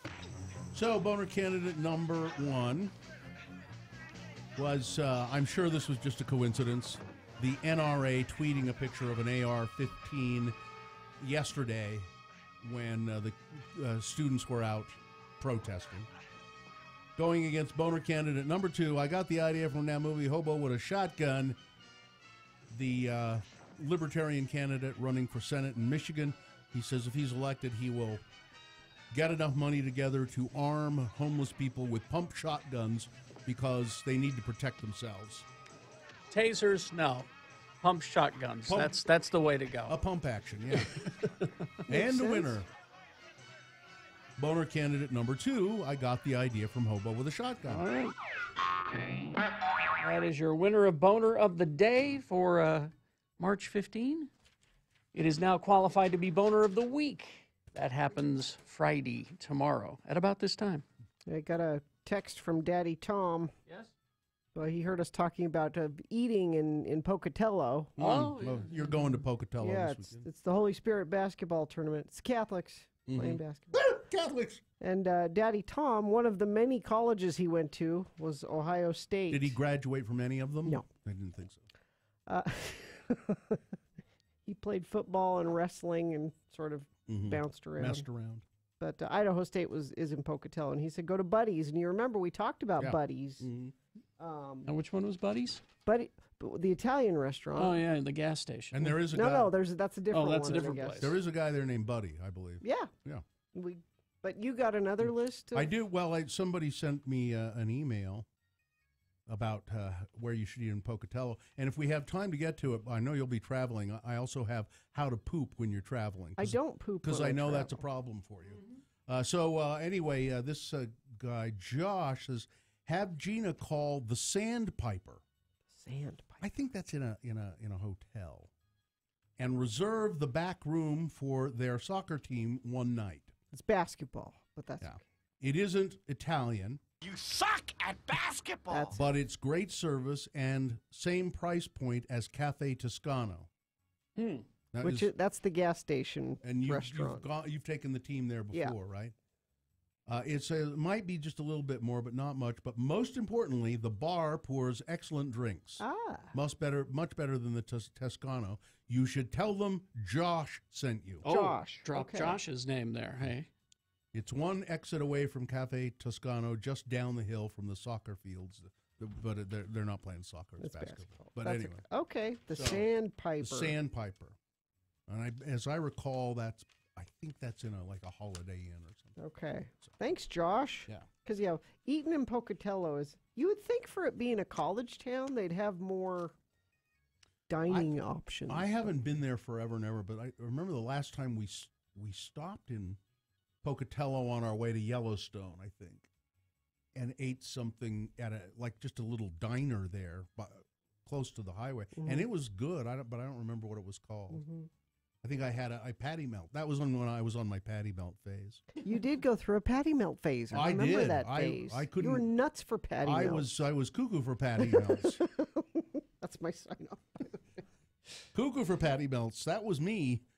Yeah. Well, they're saying, see, this doesn't help because they're going to be traveling with kids, and somebody says the green tea, it's a bar, but it has amazing prime rib. Yeah, no, we have to feed. And see, so this time, usually we've just gone with Jonesy's basketball team, and they play like 6 games. It's a lot of basketball. But this year is the first year that Mohammed can go, and Joe's coaching his team. Oh. So there's all those games, and then all of Joe. It's like 12 basketball games. So I think you can take kids into bars in Pocatello. No, I'm serious. I don't. I hear someone raving about Buddies. Yeah, but we've been to Buddy's is really good. It says we drive from Salt Lake just for the garlic salad. Well, I don't know about driving from Salt Lake. The garlic salad? That's what it says. You love a salad, Bill. I do love a salad, but a garlic salad. You used to be cuckoo for patty melts. Now you're cuckoo for salads. I've become a salad aficionado. Well, then you need to investigate this garlic salad. I think I do. Maybe I'll now go up I with want to you. look for Buddies For science. Okay. Yeah, maybe I'll. Suck at basketball. Can't imagine what's a. I'm garlic gonna salad. look. Okay. All right. Now, so you don't need any. You want to try and keep regular on your trip, No, I don't like to poop when I'm traveling. but it's not Well, healthy. But it's not healthy. Should we give her this list or help tips after this? Okay. Yeah. There. It's pretty simple how you can let yourself be free to poop while you're traveling. Okay. Because people like Gina who have anxiety about it. Yeah. Okay. All right. We'll help you out after these. Railroad. Roll by podcast.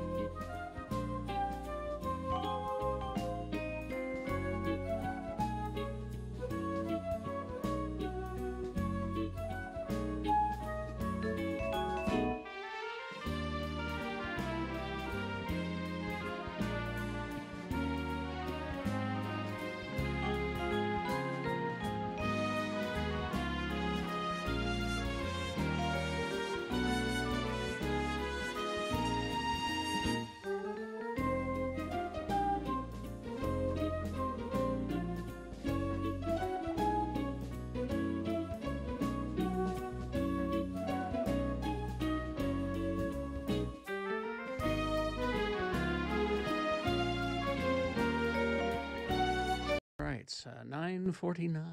Well, Gina going to Pocatello. I know you're jealous. I used to kind of enjoy Pocatello. I'm more concerned, really. You're concerned? Because I know that when you travel, and not just camping. No. But when you travel, you try not to poop. I prefer not to. And why is that? I prefer to take care of some things in the privacy of my own home. Well, it's just not good for you. And there's an article here in Lifehacker about how to poop when it says traveling really takes it out of you, except when it comes to poop.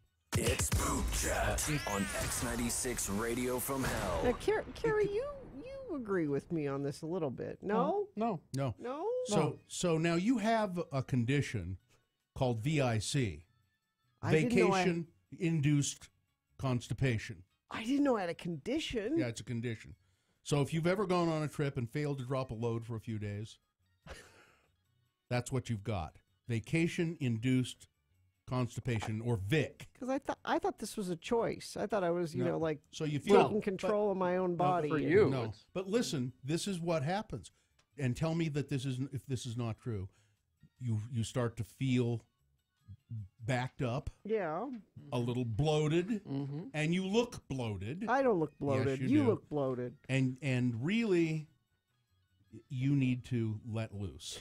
Let it happen. So according to Dr. David Poppers, MD, PhD, gastroenterologist at NYU, VIC, vacation-induced constipation, has a lot of different causes. You get anxious, you change your routine, you change your diet, but it has a lot to do with being anxious. Well, so you're sharing a hotel room. Yeah. With your husband. And but it's all in one. There's no privacy. Are you trying to tell me that you have 4 toilets for a toilet for each person in the house? No, but you can go somewhere where there aren't people. Like they're not right there outside the door. If it's that bad, make them leave the room. Well, Gina, don't you get an alone moment where they're out doing something and you can... Oh, I've got a chance to poop. Yeah. But so how do you keep regular honestly, on a vacation? Now this right. What? Honestly? I was just going to say, I don't like my husband to know that that's something that ever happens with me. He knows you have a place where food comes out. Yeah, he knows. He knows. So how do you keep regular? A lot of prevention involves not changing your routine as much as you can. Try to avoid caffeine, alcohol, get plenty of sleep before and while you travel. And also you probably ought to nibble on certain things. These things that I'll nibble on, or will I resist it? Fermented foods like yogurt. Nope. Sauerkraut. Nope. Kombucha. Nope. No? No. High fiber foods like fruit and vegetables are helpful. Choose a salad over pastry at the airport. That may help you. But I like a Cinnabon at the airport. You know how I always get a Cinnabon at the airport? It's tradition. I can't go back on tradition. Yes, you can. Cinnabon is responsible for more constipation than no, any that's other. why you have a Cinnabon. You get yourself nice and stopped up so you don't have to worry about it on the plane. You ever pooped on a plane? Yes. Ugh. I'd prefer not to, but I have. See? Have a Cinnabon, If it Bill. has to happen, Listen, there are lots of places that I pooped that I would have preferred not to. I was in Nepal. I had to poop. There was a hole in the ground with a couple of boards across it that you have to See, crouch wouldn't over. you have rather just had a Cinnabon at the airport in Kathmandu and then not pooped for a few days? Gina, I was there 14 days. No. What is this? And I also fell into one of those toilets, if you'll remember. You dropped a shoe or something? No, I just stepped in it. It was dark, and I went in to use the toilet, and I didn't see the hole, and I stepped into it, and I was in poop with one leg up to my waist. Are you telling me to let it go? Is that what? This song makes me want to poop. I'm only able to make this joke because I was dragged to Disney World. Well, not dragged, I voluntarily went. But everywhere we went, this damn song was... Did it make you want to poop? It did. I thought that's what they were talking about when they let it go. Excuse me. Did you see that guy in the Elsa costume helping Oh, the yeah, that was mail awesome. truck in Boston? Yeah, it was a guy in drag as Elsa and was pushing a truck out of the snow in was Boston. awesome. Yeah, he was a big guy Yeah, too. it was a big Elsa. Yeah, let it go, Gina.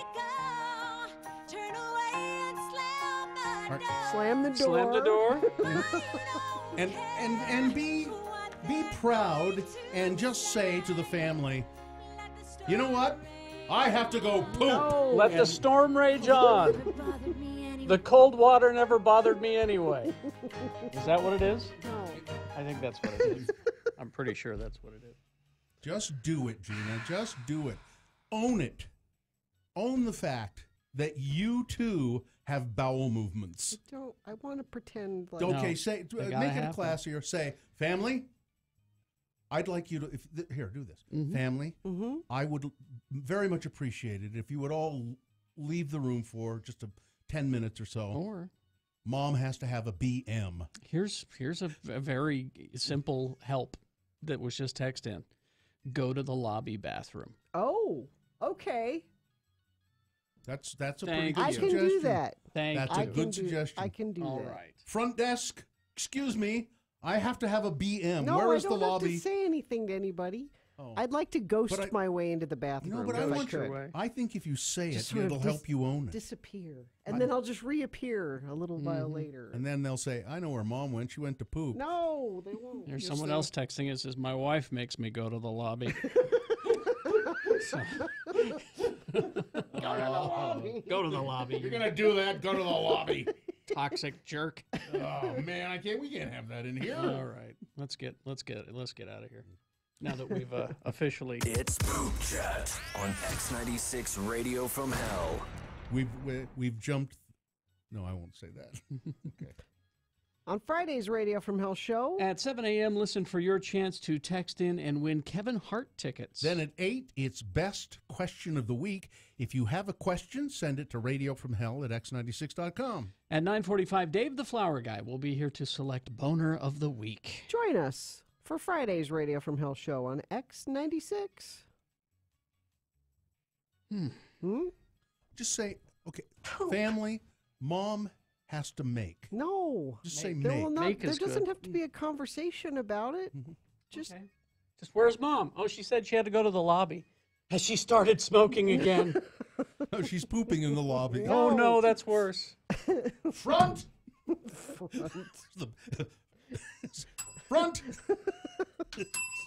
Would you show Miss Barbary to the water closet. facilities? I'm ghosting my way into the bathroom. All right. No one will know what's happening. Nope, no one. No. Not even you. Nope. You'd like to just be able to do it unconsciously, wouldn't you? Yes. If it could happen If while that you're could while you're happen, sleeping in yes. some magical way. Yes, that and a fairy would come in. You know, this had the poop fairy. Yeah. Yes. This has really been on my mind though lately, not constantly, but I really want to try those toilets that they use in Asia, in Korea and Japan. I guess Japan has them, where they just do everything for you. Yeah. And all They're intimidating, I'll we say didn't. that. We forgot to ask Amy Donaldson about because she Oh. had one of those toilets. remember her Next on time Monday. she's Yeah. here. All right. I know you can buy them here. I just Live long and prosper, bitches. don't you know who I am? I'm cuckoo for Patty Melt. John Smith is next. A 1 hour nonstop music starts now.